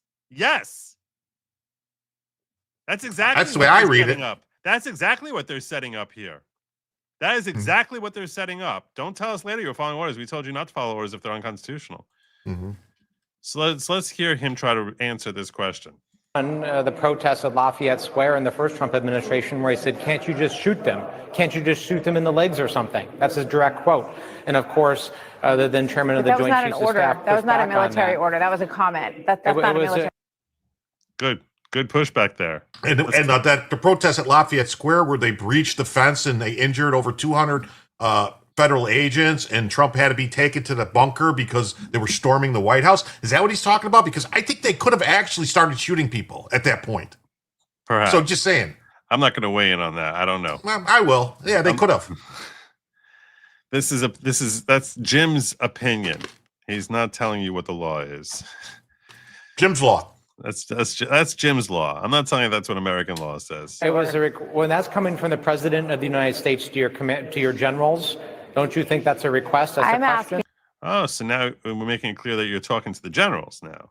That you're trying to motivate the generals. So they're not just looking to take a hold of some private. They're trying to basically talk to the generals because I think they know what Philip Coggins pointed out earlier, that the people most likely to listen to them are the Democrats who are in the upper echelons and the chains of command.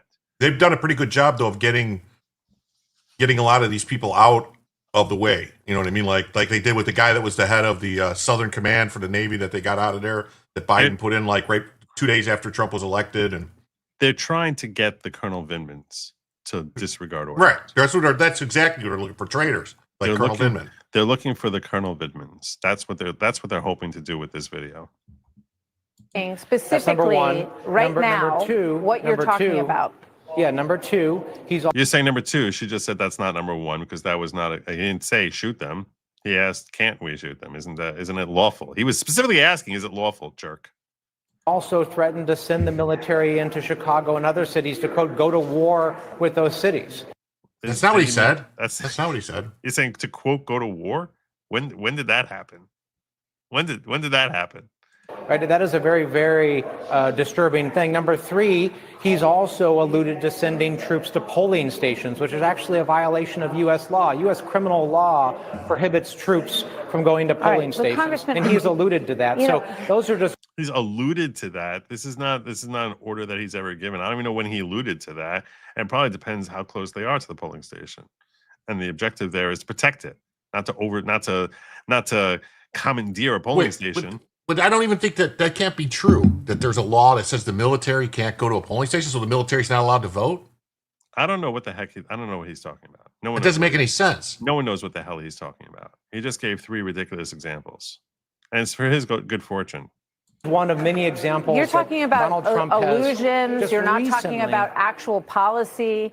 You're not talking about things that are members of our service members who we revere and respect are actually being asked to do. So when you see this video on all over the place, when you see this video on social media, I think a lot of people scratch their heads and they say, what exactly are they talking about? Are they talking about Martha, not allowing gunboats to make it to the United States carrying drugs? No. Is that what you're talking about? Martha, here's a novel idea. How about we actually prevent things from happening before they become a problem? I think that's what the hell are you talking? What are you talking about, though?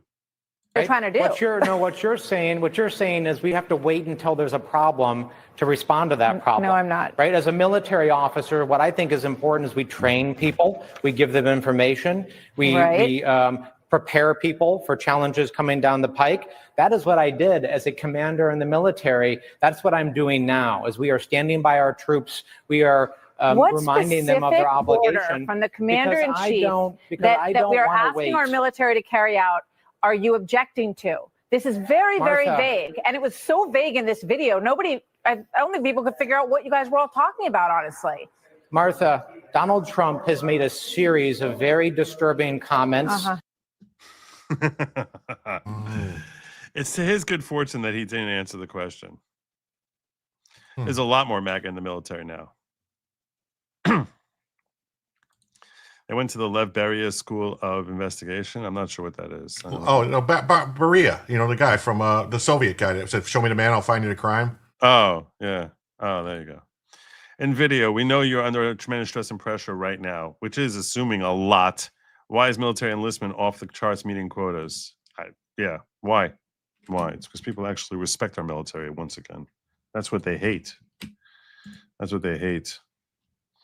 Well, here's some folks who are brave enough to pretend that this is and this one I was like, this is insanity what they put here in this video.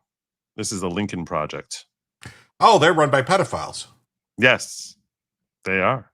They are. I can say that because it's a fact. Donald Trump demanded it. Kristi Noem Holman ordered you to do it. Illegal deportations. They're calling the deportations illegal. Mm-hmm. Which ones?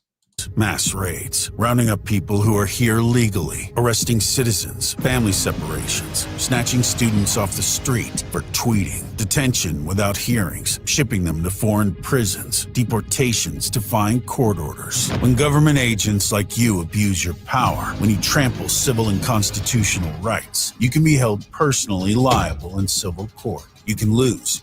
That's not true. It's not true at all. And what they're doing, this is all part of the color revolution. This is part of the color. This is like straight out of the fucking CIA, USAID textbook of how to overthrow a government. These people are lunatics. They are. They're lunatics. Everything. And Trump can't pardon you. That includes ICE. That includes CBP, contractors, DOJ, even the White House. Yep, every last Trump official pulling the strings. Even, well, especially the lawyers. If you think you're safe behind badges and titles, you're wrong. You do a hard, dangerous job. You're vital to our security. But what they have you doing now isn't law enforcement. Yeah. Okay. So this is now making a definitive statement as to what's lawful and what's not lawful. And this is where I think that they're actually encouraging members of the military to disregard lawful orders because they deem them to be unlawful. So in that sense, I'm telling you that this here seems like they're engaging in a crime. Yeah. Well, this is crossing a line that the congresspersons were very careful not to cross. It's just lawless, and you'll pay the price for following illegal orders. I do think that these people should be prosecuted. This is now you cross a line. Now you cross a line. I think these people should be prosecuted because now you're basically encouraging people to disregard lawful orders because you deem them to be unlawful. Now, to me, this is much closer to a conspiracy to engage in the 18 U.S.C. 2384 that we were looking at before. That conspiracy for sedition. That's what this is much closer to it because they're much more overt in defining which particular activities, which particular orders are unlawful. And that's a much more dangerous road for them to walk. They're really out of their minds.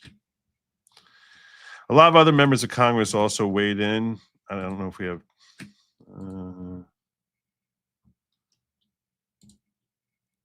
this one we covered.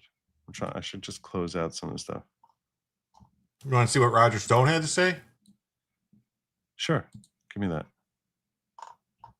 I also have what Stephen Miller had to say about this. Okay. Well, we'll do Roger Stone first. When Biden was president, 6 congressional Republicans said this. The FBI would raid their homes to arrest them at 6 o'clock in the morning the very next day. Yep. This guy has a... That's what he had. Yeah. Yeah. Openly flirt with a military coup. Because that's what happened to... That's exactly what happened to him. Yeah. Mark Kelly was too much of a coward to actually say anything. Here's Stephen Miller talking about it. It is insurrection, plainly, directly, without question. And when you have one of the lawmakers on that video being unable to state in, as you say, lengthy cross-examination, a single so-called illegal order, it just proves the point. It's a general call for rebellion from the CIA and the armed services of the United States by Democrat lawmakers, saying that you have not only the right, but the duty and the obligation to defy orders of the commander-in-chief, that those who carry weapons in America's name should defy their chain of command and engage in open acts of insurrection, that the CIA, the clandestine service, which isn't even legally authorized to operate in the United States, should engage in, again, acts of rebellion and insurrection. These lawmakers should honestly resign in disgrace and never return to public office again for even daring to think, let alone to say these words and to say them proudly. But it shows what a dangerous moment we're in. We have seen the Democratic Party nurse the flames of violence and insurrection against the federal government for the last 10 months. When you see this continuous campaign of violence against ICE officers and Border Patrol agents, when you see Democrat sanctuary politicians and Democrat sanctuary governors side with the rioters, side with the assaulters over federal law enforcement, and that spills even into juries and grand juries, when you see Democrat jurors engage in nullification to let off violent attackers who are engaging in physical violence, physical assault against federal officers. This is a dangerous moment. You have a political party, an organization, the Democrat Party, and their message is that any action, no matter how unlawful, no matter how dangerous, no matter how much it threatens constitutional order, is justified if it keeps Democrat policies in effect at any cost. Yep. Go get him, Stephen. Go get him, Stephen. He's awesome. I have one like a paragraph or so from this colonel who actually had a problem in the military with people issuing unlawful orders, and he's going to explain exactly what happened to him. Let me tell you a personal story. I personally experienced a situation where I was given an illegal order from Lieutenant General John Bradley. I refused to implement that order and contacted my congressman, who did absolutely nothing. I was originally asked to publish an active duty order on Colonel Lindsey Graham, who at the time was assigned to the Participating in Active Ready Reserve, or PIRR. It's a special category for reservists who are elected to federal office. These PIRR members are not, by federal law, allowed to be placed on active duty orders. I responded to Lieutenant General Bradley with this information, including the chapter and verse of the law, DoD instructions, and Air Force instructions stating these facts. I called his executive officer, who happened to be one of my best friends, with a detailed explanation. Lieutenant General Bradley notified Graham with the information. He demanded that he be placed on orders because he wanted to travel as an Air Force JAG officer to an active wartime AOR area responsibility in uniform. That is also illegal on the annual tour orders they wanted published. I again provided the necessary references explaining that wasn't allowed either.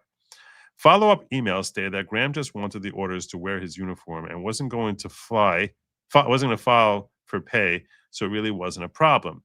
This came from Graham and his staffers. I pointed out that the problem wasn't whether or not he ever filed for pay. The problem was he was entitled to pay, and that was how the prohibition was written. You cannot be entitled to pay and hold federal office where the federal government is already paying you. It strictly prohibits you from being entitled to two sources of federal pay. So since that would create an entitlement and he's already on the federal payroll, they can't do it. Eventually, this back and forth resulted in my telling Lieutenant General Bradley that if anything happened to Graham while he was illegally in the AOR on orders with my signature on them, not a single person, including him, would defend me, and that I had to keep a memorandum for record with emails documenting the entire chain of events. His choice was to relieve me of command or tell Graham no. He chose a third option, and he had another colonel who had no authority to issue orders on PRR members. That was my authority alone, publish those orders knowing it was illegal to do so. After this occurred, Lieutenant General Bradley's ordered a climate assessment of my command and used a second lieutenant's response, who wasn't even directly assigned to my command staff, write a negative assessment. One negative assessment. I never even met or dealt with this second lieutenant. My response to this was ignored. At the time, I was in the middle of a medical review board for an injury I had as a result of being experimented on with the anthrax vaccine. It was the worst experience of my 30 years in the military. I was eventually medically retired, and not a single congressional member gave a crap about any of... You there? I think we lost him. I should have had him give me the link. It's a good story. Come back, Jim. Come back. This is where people say you're not professional, Joe. Yeah.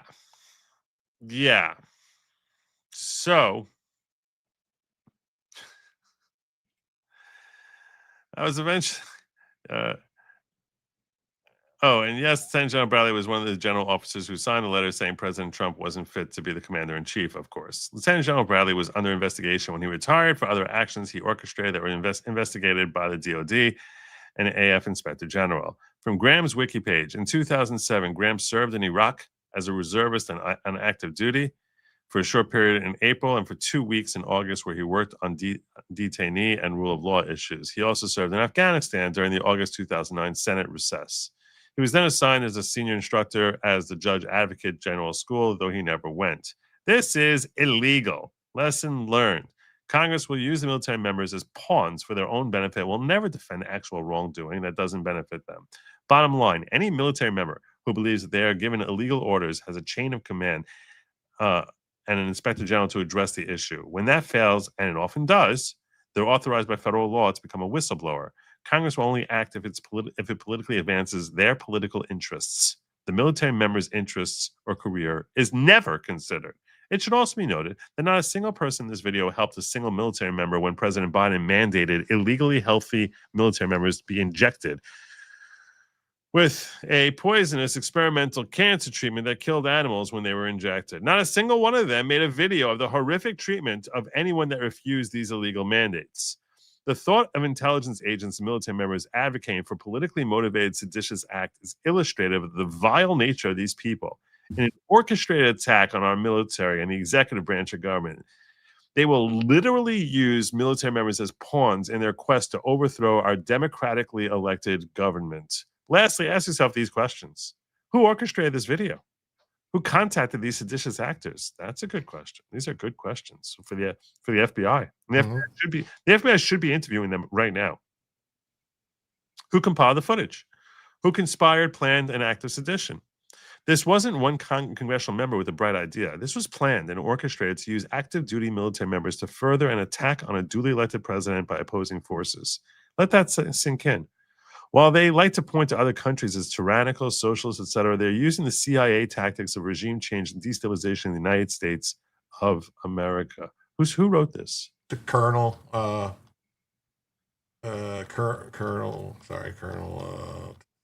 Damn it.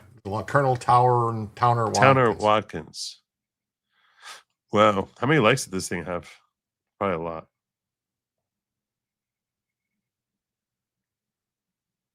I mean, I thought this was great because it was like, it also, like talks about Lindsey Graham. So it's only 4.3 thousand likes, 125,000 views. That's pretty good numbers. It'll get a bunch more now that I retweeted it. Of course.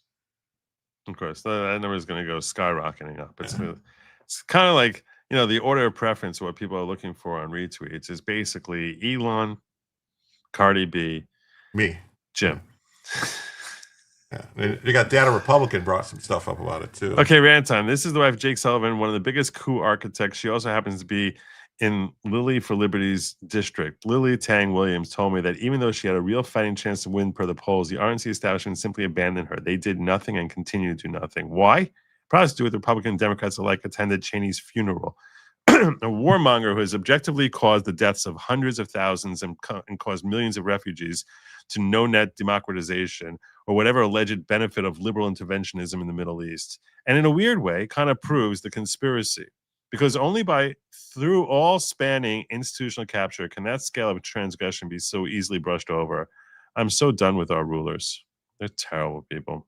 Yeah, there's been reporting now that that's what they were plotting, to people. They're like, they got together and talked about how they're Bush is gonna take back over the Republican Party now. No, to be basically just like this. If they want to lose every election ever. I will not vote for a Bush Republican. See, that's the thing. Those Rhino Republicans, those whatever we want to call them, neocons, they have no problem. They don't want to really be in power. They don't care. No, as long as the Democrats keep doing the same stuff they want to do. No, I'm not voting for them anymore. I'm not doing it. Yeah. All right. There's a moment in the video where Laura realizes she's talking to someone with 80 IQ points, and it really blew her mind that this person is in charge of her. It really did. They're setting up to claim that he's an illegitimate president again. If he's illegitimate, all orders are illegal. Well, that's certainly something I mean, they struggle with that because he won the election so resoundingly. So they struggle with that. But we haven't heard much claim of illegitimacy this go around the way we did the first time. But who knows? MAG is filling up Border Patrol and ICE. This is true. I'm an hour behind, but still want to comment. Nothing that Satan said in the garden was technically a lie. The most effective way to tempt A and E, Adam and Eve, was inception, the original color revolution. Well said. Trying to make "Don't Give Up the Ship" the new resist. Yeah, that probably is. They all keep coming back to that. That video is a preview of their plans. If we lose the House and Senate, it's pure projection on their plan. Exactly what Rich Barris was talking about. It's true. It's true that they're going to come after us. They will come after us. I don't think they could. I don't. The Senate map is not favorable to them to be able to take the Senate. The House, they could probably, especially if that ruling in Texas stands that they can't enact a new map and California takes those 5 seats, then it's, you're pretty much, it's a, you're no way you're gonna. Well, they won't be able to come after us until they have the White House. They'll need the White House to do it. But yeah, when they get there, woe unto the people. Here's leftist shill Jake Tapper giving us his thoughts on this idiocy. Whoops, that was you. I wanted that was me. President Trump this morning seemed to be calling for the death of some of his political opponents. By trial. Their execution. If found guilty. By trial. At 10:21 this morning, he wrote, quote, "Seditious behavior, punishable by death." He's talking about a handful of treasonous Congress people. Well, let's be just like them. We don't know if he was even talking about those people. He could have just been stating a fact that seditious behavior is punishable by death. It was just that's all he was saying. It was just stating a fact of the law. So wait, so if Trump does it, he's threatening them, but them telling these people not to do it is perfectly fine, and that's totally different. Get him! What the fuck? Come on! Get him! You can't have it both ways. That's right. A lot of streets named after fucking Democrats. One way. Democrats with background in the military and the intelligence community and the national security community who put out a video saying that any members of the military or intelligence communities who are handed down illegal orders from their superiors should not carry out illegal orders. You can refuse illegal orders. You must refuse illegal orders. True. You shouldn't carry out illegal orders. You shouldn't. Is sedition punishable by death, Jake? Sedition. Is it? Is that true too? Yeah. Who's even talking about them? Anything illegal, you shouldn't break the law. Shouldn't break the law. President Trump is now accusing these people of sedition. President Trump. Who says he's talking about them? Yeah. He's just being informative. He's just telling people, hey, sedition is punishable by death. Make sure to be careful. Don't be being seditiony out there. Yeah. And really pushing this on social media in ways that are rather inflammatory. Hang them. Did he? When did that happen? I missed that. No, that's somebody else. That's not Trump. That's somebody else on Truth. Oh, some more misleading information from. That was, look at that. Go. It's a P78.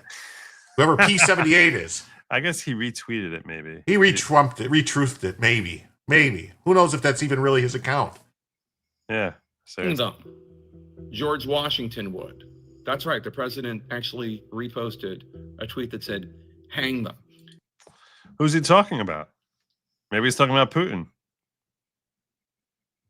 I don't know. I'm not on Truth, so I don't know. It just says, it's just a simple sentence. Hang them, George Washington would. Who's he talking about? Maybe he's talking about hanging pictures. George Washington. Because first of all, George Washington hanged a lot of pictures. Yeah, you don't hang. People are hanged, not hang. Well, no, you would say it like that. In the midst of a week where President Trump is displaying all sorts of rather unusual behavior. You hang Christmas lights, maybe for Halloween. Maybe tell him to hang the lights. George Washington would hang the lights. Wait, listen to this conclusory thing. What are you talking? He's not happy. Where do you even see that? He's not happy about the release of the Epstein files. What? When a woman reporter asked him about that, he said, "Quiet, piggy." Actually, that's not what happened either. That's a fucking lie. The woman's name is Peggy. He said, "Quiet, Peggy." Really? Yes. The woman's name was Peggy. And he said, quiet Peggy. It's a fucking Really? lie. Believe me, I wanted it to be Piggy. But I went back. Let me find it. Yeah, her name is Peggy. He said, quiet Peggy. That's funny. I've heard all these leftists screaming about how he said quiet piggy. Yeah. Well, her name is Peggy. I need you to find that. I get it. I had never heard that till you just said that. I was today years old when I learned that. And I shouldn't be surprised. I should have just assumed it. Because it did seem a little bit beyond his character. Reporter, one I used to work with, who's a great reporter. What's her name? Mary Bruce. Oh, that's asked questions about both the Epstein files and Did he call her Piggy? Also about Mohammed bin Salman, the Crown Prince of Saudi Arabia, who was in the Oval Office, and the fact that our own intelligence community says that MBS ordered the murder of a Washington Post journalist named Jamal Khashoggi. Yeah, that's not what you ask when he's there for a diplomatic meeting. Go schedule an interview with MBS if you want. You don't do that when he's in the Oval Office. President Trump got mad at the reporter. Because that was rude. That's not diplomatic. You don't do that. Who the hell are you? Of course he got mad at the reporter. Why does she think that she has the audacity to come into the Oval Office in the White House? He's there for a diplomatic meeting, and she's trying to embarrass this visitor there in front of the leader of the free world. Like, who the F does she think she is? See, yeah, this reporter was way the hell out of line. For asking about it, because he said it would be impolite to MBS, and then yeah, exactly. He has better manners than she or you, Jake.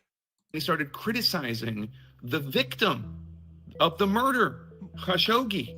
He's also, of course, calling for late-night comedians who he doesn't like to be fired. It is all a wild melange of strange behavior. And yeah. Is it as strange as someone who covers up a president's dementia and then writes a book on it? Lunatic.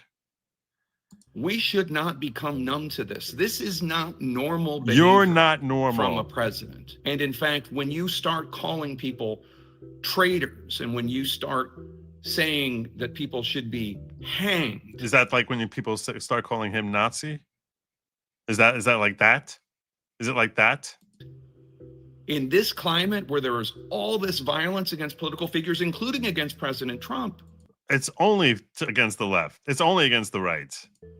And I don't want it to be against the left. Let me be clear about that. But yeah. That's wildly irresponsible. You're wildly irresponsible. You're wildly irresponsible. So you have this thing showing that it was Peggy? Quiet Piggy would be epic, but unfortunately Trump said quiet Peggy. Peggy Collins, Margaret Collins, known as Peggy, is the Washington Bureau Chief and current Executive Director of U.S. Economy and Government Coverage for Bloomberg News. Do you have the clip of him saying it? Is it real that was disappointed?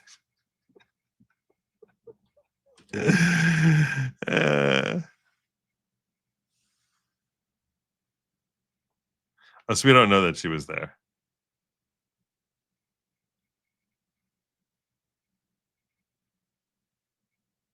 Is Catherine Lucy? I call her Peggy. See, you're wrong. It was Peggy, referring to Bloomberg reporter Peggy Collins by name. Audio from the exchange clearly supports this over the distorted Piggy spin pushed by outlets eager to paint Trump as crude. Media bias often amplifies ambiguities to smear. Listen closely. All right, we need to find it. Now we need to find it. Now I need to find it. I'm just going to look on X for Quiet Piggy. That's the quickest way to find it. I'm just going to look for Quiet Piggy.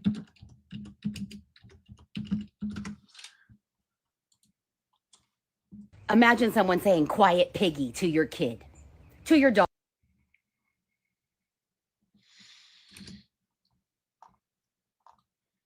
Here it is. I got it. You muted yourself, I think. Yeah, Jennifer, go ahead. Incriminating in the file, quiet.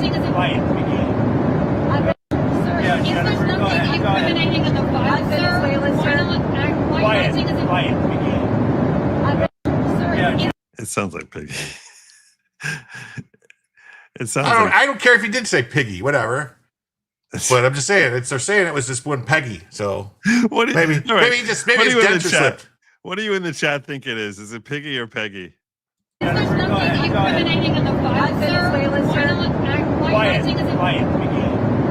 It got. Wait a minute. The audio is fucked with there because the sound of the plane goes away when he at that, like somebody fucked with the sound. Listen to it again. You hear the sound of the plane like pull away. You see how loud the plane is?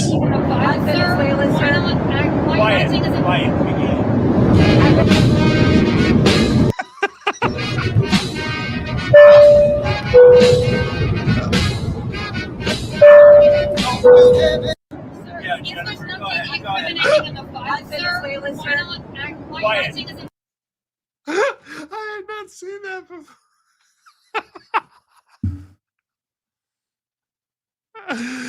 Oh my god. Oh my god. That is so good. But you're right, the audio does get quiet here from the plane. He's never called any woman a pig except for Rosie O'Donnell. Oh Remember? my god.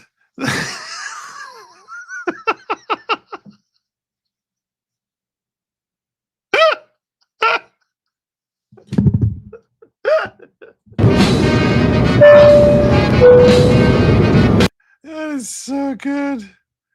That is so good. That is so good. It does look like Liz Cheney. Oh my god. That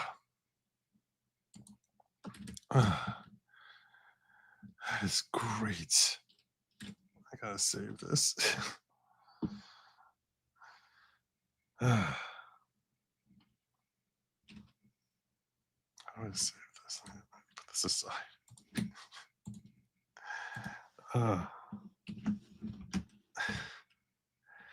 That's when you get the real story.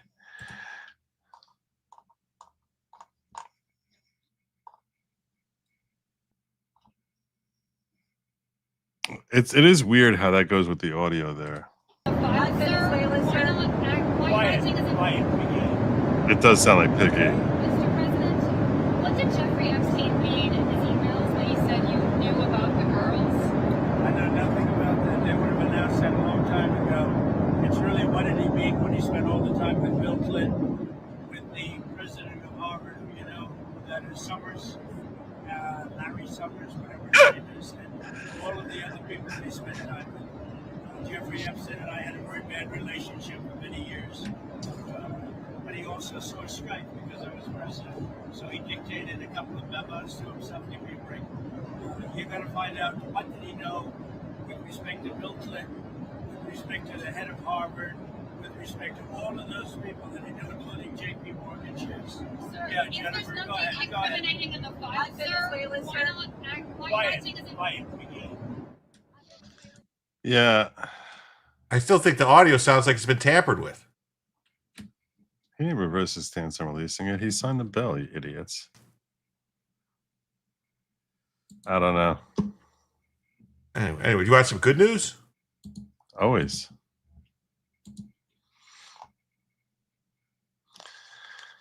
The restarted lane.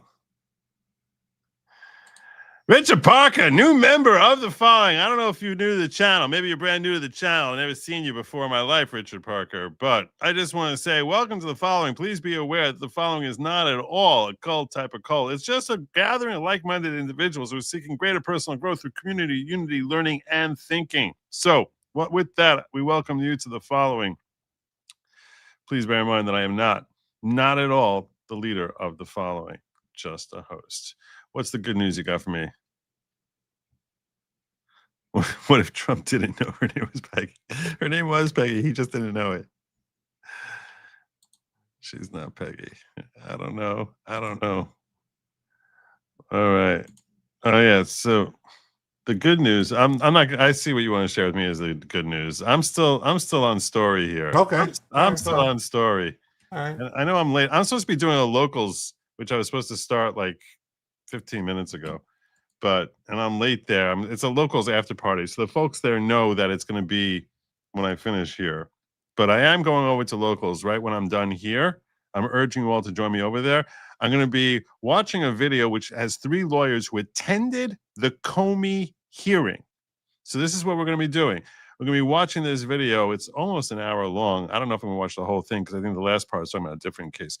But the first half hour, I watched the first 40 minutes of it or so, and it's talking about what happened with Halligan when they had this whole issue that evolved. And it's a really interesting background as to the question as to whether or not there was a potentially fatal flaw with the way the whole grand jury thing happened. So they're lefties. So you don't want to watch it without me because I'll be able to tell you what they're saying is bunk and what is actually accurate. I'm going to be watching it with you guys on Locals at goodlogic.locals.com. The link is in the description and it's also in the chat. I'm doing that when I wrap up over here. I have 1 or 2 more things. Hold this up real quick. This is something I got. Andy McCarthy and then Julie Kelly responds to Andy McCarthy. Andy McCarthy says, I still have 1 more quick story I needed to cover. This is part of this. This is part of this. Okay, fine. There's no insurrection or sedition without the use of force. Disobeying a lawful order is insubordination, not insurrection or sedition. Disobeying an unlawful order is required. That is all. Okay. Haha, tell that to the 24 J6ers charged with seditious conspiracy to use no force against the government on January 6th, most of whom were convicted. Hell, Enrique Tarrio wasn't even in D.C. on January 6th, and he was charged and convicted on seditious conspiracy and sentenced to 22 years in prison. There you go. Judge Tim Kelly said touching a bike rack on January 6th represented force. There you go. There you go. Well done. So you're saying it's seditious conspiracy. That's what I'm saying. Seditious conspiracy. And it's a new word I learned. Seditious conspiracy. It applies to it's like my word of the day calendar. It's 2 words, but yeah, I hear what you're saying. I don't think it's going to fly. I don't think it's going to fly. It's not going to fly as much as Miss Piggy does. Right. Color tracksuit today in Kool-Aid flavor. It's not like it changes daily. It's not like it changes daily. So how about we instead prosecute both Vindman brothers for selecting improperly leaking classified information? Someone didn't forget what that ridiculous family dragged the country through. Nice. Nice. Go get him, Will. Go get him, Will. All right. I do want to get to a different story here, which is related to Scott Wiener, California Democrat. Oh, the guy running for Nancy Pelosi's seat? He is a senator. State senator. Well, he's running for Congress. California state senator. I think Nancy Pelosi's daughter is running for his state Senate seat. He's looking.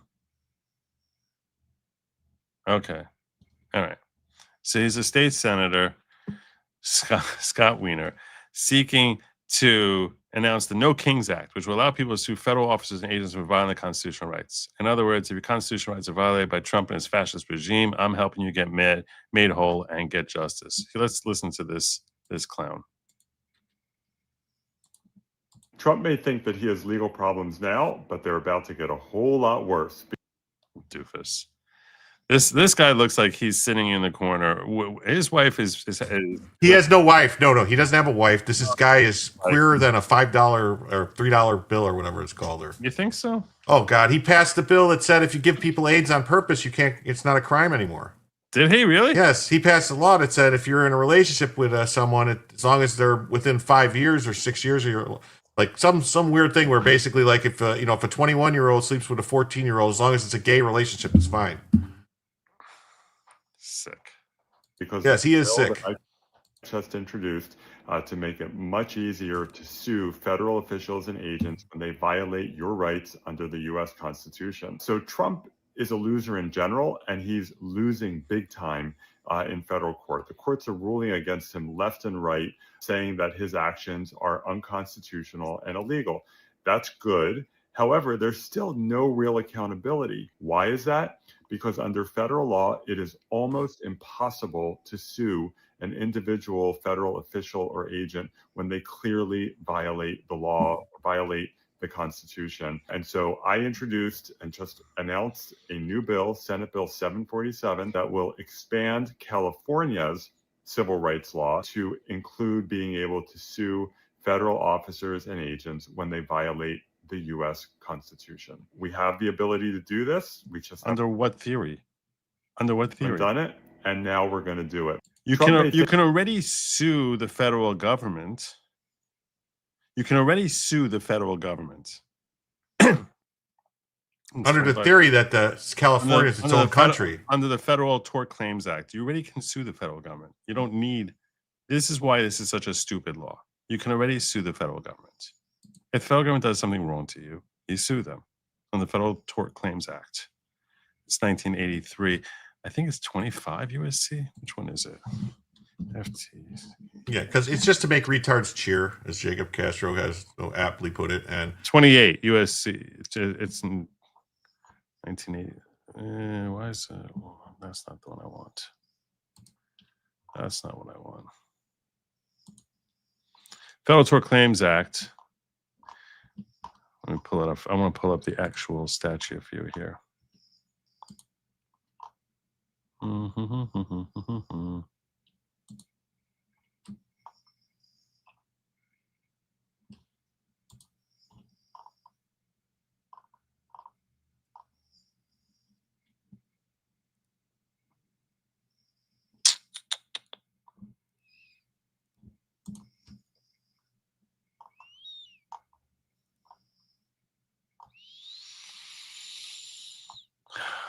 All right, we'll use, this is a little longer than I wanted.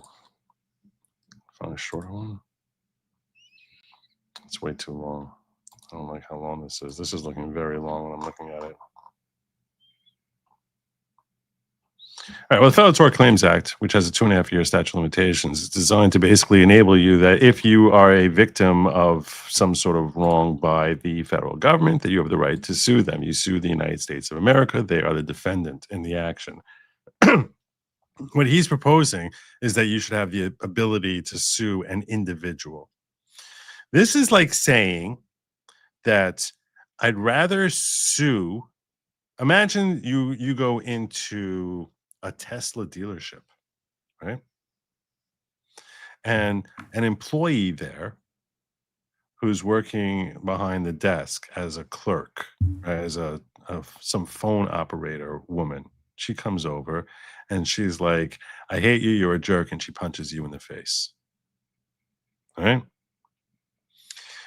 Who would you rather sue there? Would you rather sue Tesla or Janie Welch, who is working there for $12 an hour? You tell me. Well, it depends if I had an axe to grind against Janie Welch. It doesn't matter. Because who do you think your lawyer is going to want to sue? Well, see, Elon's company, Tesla, or Janie Welch. You're thinking rational, and you're thinking like with thoughts. Their lawyers are all paid for from the same people that are paying the lawyers for all the illegals. They don't care. It's not about money. It's about power and control. So they want to stop people. That's not the way this happens. You're going to get a lawyer who's going to basically work on a contingency for you. That's not a normal situation. This is all political. They want to stop people, so they want to go after some cops or some ICE agents and sue them on a personal basis. That way it'll stop people from enforcing the law. That's what it's about. Not to collect any money. No lawyers are looking to do that. They all work on a contingency when you're talking about torts. They all work on contingency.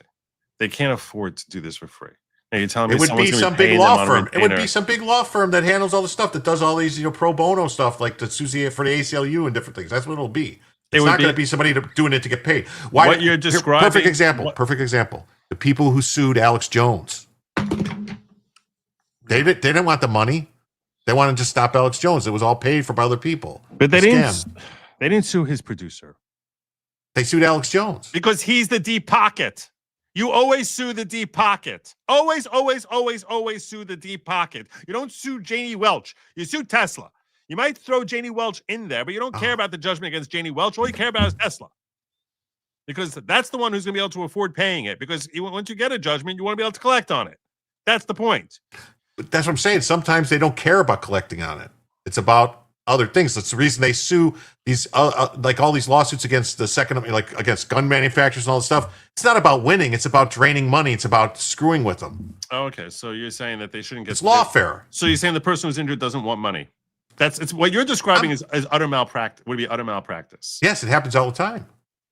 Okay, and what I'm telling you is what you're saying is not the way reality actually operates. It doesn't. Reality operates that you always want to go for the deep pocket, and if you would end up suing both, according to what you're saying, and that's true. You would sue both. You sue both the employee and the employer under a theory of respondeat superior. So, which is that the employer is liable for any acts that the person does during the course of their employment. So, when someone is an employee of the federal government under a doc theory of respondeat superior, that's why we have the Federal Tort Claims Act. You can sue their employee. That is the United States of America. There's no individual on earth who has the assets the United States of America has, which is why I'm telling you what ends up happening is you'll end up getting a judgment against both of them. What happens when you get a judgment against both of them? Jenny Welch going to end up having to pay it? No, the United States of America is going to end up paying it. That's my point. It's exactly the same thing. So even if you say, oh, I got a judgment against Janie Welch, oh, that's nice. Okay, the United States of America is going to pay it. And once it's paid off, Janie Welch isn't considered to have a judgment against her anymore. So it's not doing anything. It's doing nothing. That's my point. It does nothing. It's legally dubious, the notion as far as expanding a power for the state to take them into state court, which is essentially what he's implying is going to happen here. That this would now go into state court.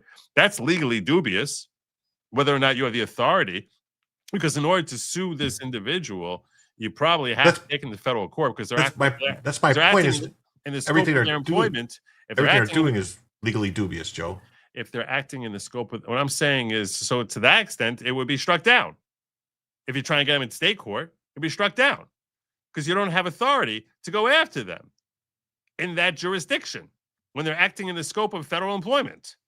So you could write a law all you want as, oh, I'm the state of California, so I'm now writing a law saying that we're now going to have the authority to sue this individual. You don't have that authority because the nature passed the law saying that ICE couldn't wear masks, that they control federal law enforcement, didn't they?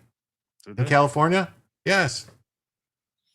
And that there's safe spaces, but still no one challenged it yet. They're going to have to arrest somebody. I guess they're going to have to try to arrest an ICE agent or something. They're going to have to try to, you got in Chicago, they passed a law saying there's areas that you can't go, federal government. You can't come here.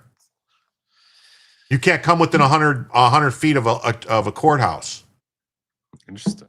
Fascinating. I'm just saying. So you're thinking like rationally, like, oh no, this is thinking they want money, and it's just like any other, like a car accident. This is not that. We are way beyond that. This is not anything. This is going to be some of the. It's going to be like that pastor. The pastor that goes around and purposely gets shot with stuff. So what you're proposing here is that they're not going to care about the money. They're just going to want to go after the official, and so they're not really going to want to go after the money, and that they're going to want to go after this individual here. So you need to have a victim who says, yeah, I don't care about the potential tens of thousands, hundreds of thousands of dollars that I could get. Instead, let's forget that and just get an empty judgment. That's what you're basically describing here. That's what they want. Because they want to stop you have to have a victim. You have to have a victim who actually is willing to do that. So now you have to have a person who's actually hurt, who could get money and say, I don't want them. I don't care about getting the money. Let's go make a point against this particular ICE agent who. Maybe not so much not care about the money, but just. They want to get this power, you know what I mean, like this thing. Because how are they going to get money from an ICE agent? That's my point. Also, that's why you go to the federal. That's why it's malpractice. It would be malpractice to do this. So the only way you could do this is if you had a victim of ICE or some other federal agent who says, "I'm willing to forego this money in just to get a judgment against this individual." And good luck with that. Well, because they want to bankrupt the individuals. Just like, imagine if they passed a law, let's say, just imagine this. If they passed a law that said, like, for just 1 year, We're going to be able to, Jim, and you're going to extend the statute of limitations. Jim, there's so many steps wrong in what you're saying, and you're just ignoring them, saying because this is what they want to do, because this is what they want to do. What I'm saying to you is, first problem here is it's legally dubious, meaning it probably gets struck down to the extent that you think you can go after a federal agent for work that they do, or even if it's malpractice that they do in the course of their employment. That's A. B, you need to actually so first and foremost, if the law itself is likely unconstitutional, because I don't think they have the authority to go after this individual. They are almost certainly obliged to go after them through federal statute. Maybe they have people that they're planning on going after. Like here, just hear me out give me 30 seconds to hear where I'm going with this. All right, and you might go, oh my God, I didn't think about that. Okay. So let's say, just for happens, say a state decides that they want to pass a law that says, like, just for 1 year, we're going to have like a waiver on like a statute of limitations for just 1 year to bring cases against people. Yeah. And then someone comes along and they say, like, oh, there's this guy that I don't like. I'm going to say he raped me in Berghoff Gordman's, whatever it is place. And we're going to get a huge settlement against him and run around and say all this stuff. And I call him these names and stuff. That's obviously ridiculous and shouldn't hold up, but it did. It's not relevant to this at all. I was connecting the yarn, and I had the string, and it's going over here, and there's a cat, and then there's a mouse, and yeah, no, it's not. It's got no, and everything you're throwing at me is even more far afield from the way courtroom and law actually operates. Because over there, what you're describing is a New York statute that they basically decide to screw around with how their own New York statute operated. Right. Start with this premise. You cannot sue the federal government at all, period, ever. Unless they say you can. Precisely. And they slate it out. Like 1983, right? Or 1983 is the statute. That's that federal. sue, right? That's the Federal Tort Claims Act. Yeah. Correct. Right. So you can't. So wait. So now they decide I'm going to sue this employee of the federal government. Well, you can't. You have no authority. That gets dismissed. What do you put a statute in there? Well, California doesn't have license to basically start writing statutes as to what's going to happen with the federal government. So first and foremost, it doesn't work. Second of all, but let's assume that somehow that does happen. Let's assume that somehow it doesn't get struck down. So now, how would this actually come into play? Well, the way it would come into play is that some federal agent ends up harming someone. Their civil liberties, injuring someone, something of that nature. Well, now at that point, you actually have a victim who's been harmed. Let's assume that there's not any real harm. Well, there's not any real harm, then there's no real damages. So there's no real damages. In that case, there's nothing happening here. And the whole case, there's nothing to the judgment. You get a judgment against me for $100, but like, here's your $100. Right? So if for it to get struck down, someone would have to be sued under it first, correct? And then it would have to challenge it and all that stuff. So they'd have to hire a lawyer. They'd have to fight it out. And maybe it's not about so much suing them. Maybe it's about, just like it was with the don't follow unlawful orders. Maybe it's them trying to scare people and say, don't do something. You gotta let me finish. I let you go. You go. You gotta let me finish. Okay. I thought you were finished. You grabbed your glasses. No, because I told you there's countless problems with this. Oh, okay. Step one is it's not lawful. Step two is you need to have someone actually not just have a minor injury, but have a serious injury. Step three is you need to have that person who's a victim of a serious injury basically say, I'm willing to forego the potential money I can get in recovery of this and actually getting that money back just to make a political statement, which not too many people who get injured are really cool with that. Because you tell them, hey, look, if we go after the federal government, you have a chance of making $50,000, $100,000 here, but instead we're going to go after Agent Parks, who probably is making, $70,000 a year and doesn't have much money saved up. And we're going to try and get a judgment against them that they're never going to be able to pay off. So if you're the victim there, you have to say, oh, I don't really care about collecting the $100,000. Whereas if we just name the federal government, I get it. So I can get the 100,000. So now usually most people get injured tend to be not exactly wealthy people, right? You look at the people at these protests. You're not talking about people. You're not talking about massive businessmen who have millions of dollars kicking around who are at these protests who are likely to get injured. You're talking about indigent people. You have to find this indigent person and have them say, "Oh no, I don't care about getting $100,000." Now you might say to me, Joe, well, if it's George Soros funded thing, maybe they'll say, "We'll give you the $100,000. We just want to be able to get this judgment against this individual." So now you go after him and you get this individual, right? What happens at that point? Let's say you bring this, he files lawsuit against Agent Parks. What does Agent Parks do? First thing he does is he impleads the United States of America and says, hey, you guys need to stand up for me. I was operating in the course of my business. In which case, the United States of America almost certainly gets brought into this case. And then he says, hey, go after my employer. I was doing my job. Go after them. Now, if you're a plaintiff here, you're going to say, no. We're going to go to the court and say, we object to the United States of America coming in here. Go explain that to a judge. How is that getting recovery for your client? You're supposed to be trying to recover for your client. No, we object to having a much, much deeper pocket. None of this makes any sense. If you actually foresee how this would play out, none of this makes any sense at all. That's my point. So now the United States of America comes in at that point, and once they come in, whatever obligations or Agent Parks is going to be forced to face, so too with the United States of America. Again, no judgment against Agent Parks. It's the United States of America that comes in. Now, the United States of America would say, hey, your California statute here is completely illegal because you're not able to go after federal agents over here in this context. You're not able to do this. So they would try to get dismissed and try to get the statute thrown out at that point. The point that I'm making here is there's no scenario where you're actually getting a judgment against Agent Parks. This is all stupid show. From a stupid-looking individual over here who thinks he's oh so clever. Oh, no King's Act, no King's Act. And that's my point. There is no foreseeable circumstance where an individual agent of the federal government is going to and can be held liable. Because no one is going to sue that person when you can instead go after the federal government, unless it's purposefully set up in a way that the Dred Scott Act, the Dred Scott case, right? That was actually set up by abolitionists. They were purposefully trying to make a statement, and it blew up in their face when it ended up coming forward before the very racist Supreme Court Judge Taney, and one of the worst decisions ever. It was a terrible decision, very racist, but it was all orchestrated to try and make a plan, try to make a point here. I think so was Plessy v. Ferguson, if I recall correctly. But the point that I'm getting at is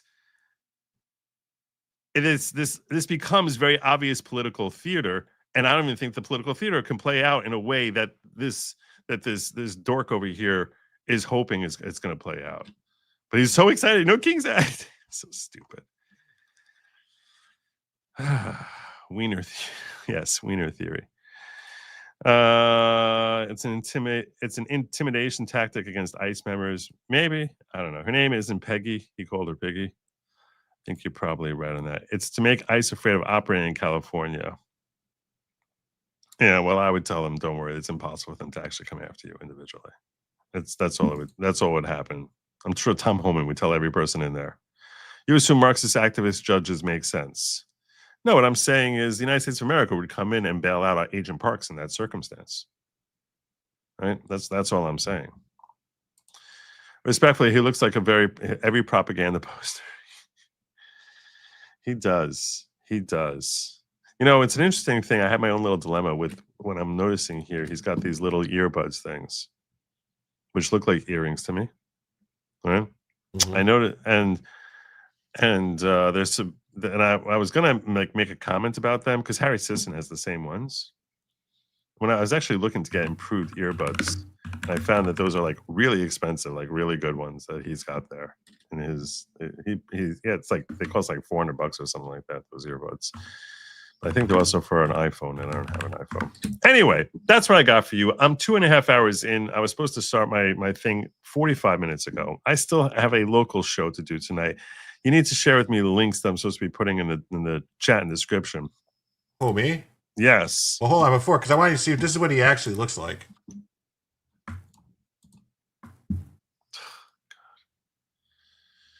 Yeah, he doesn't have a wife.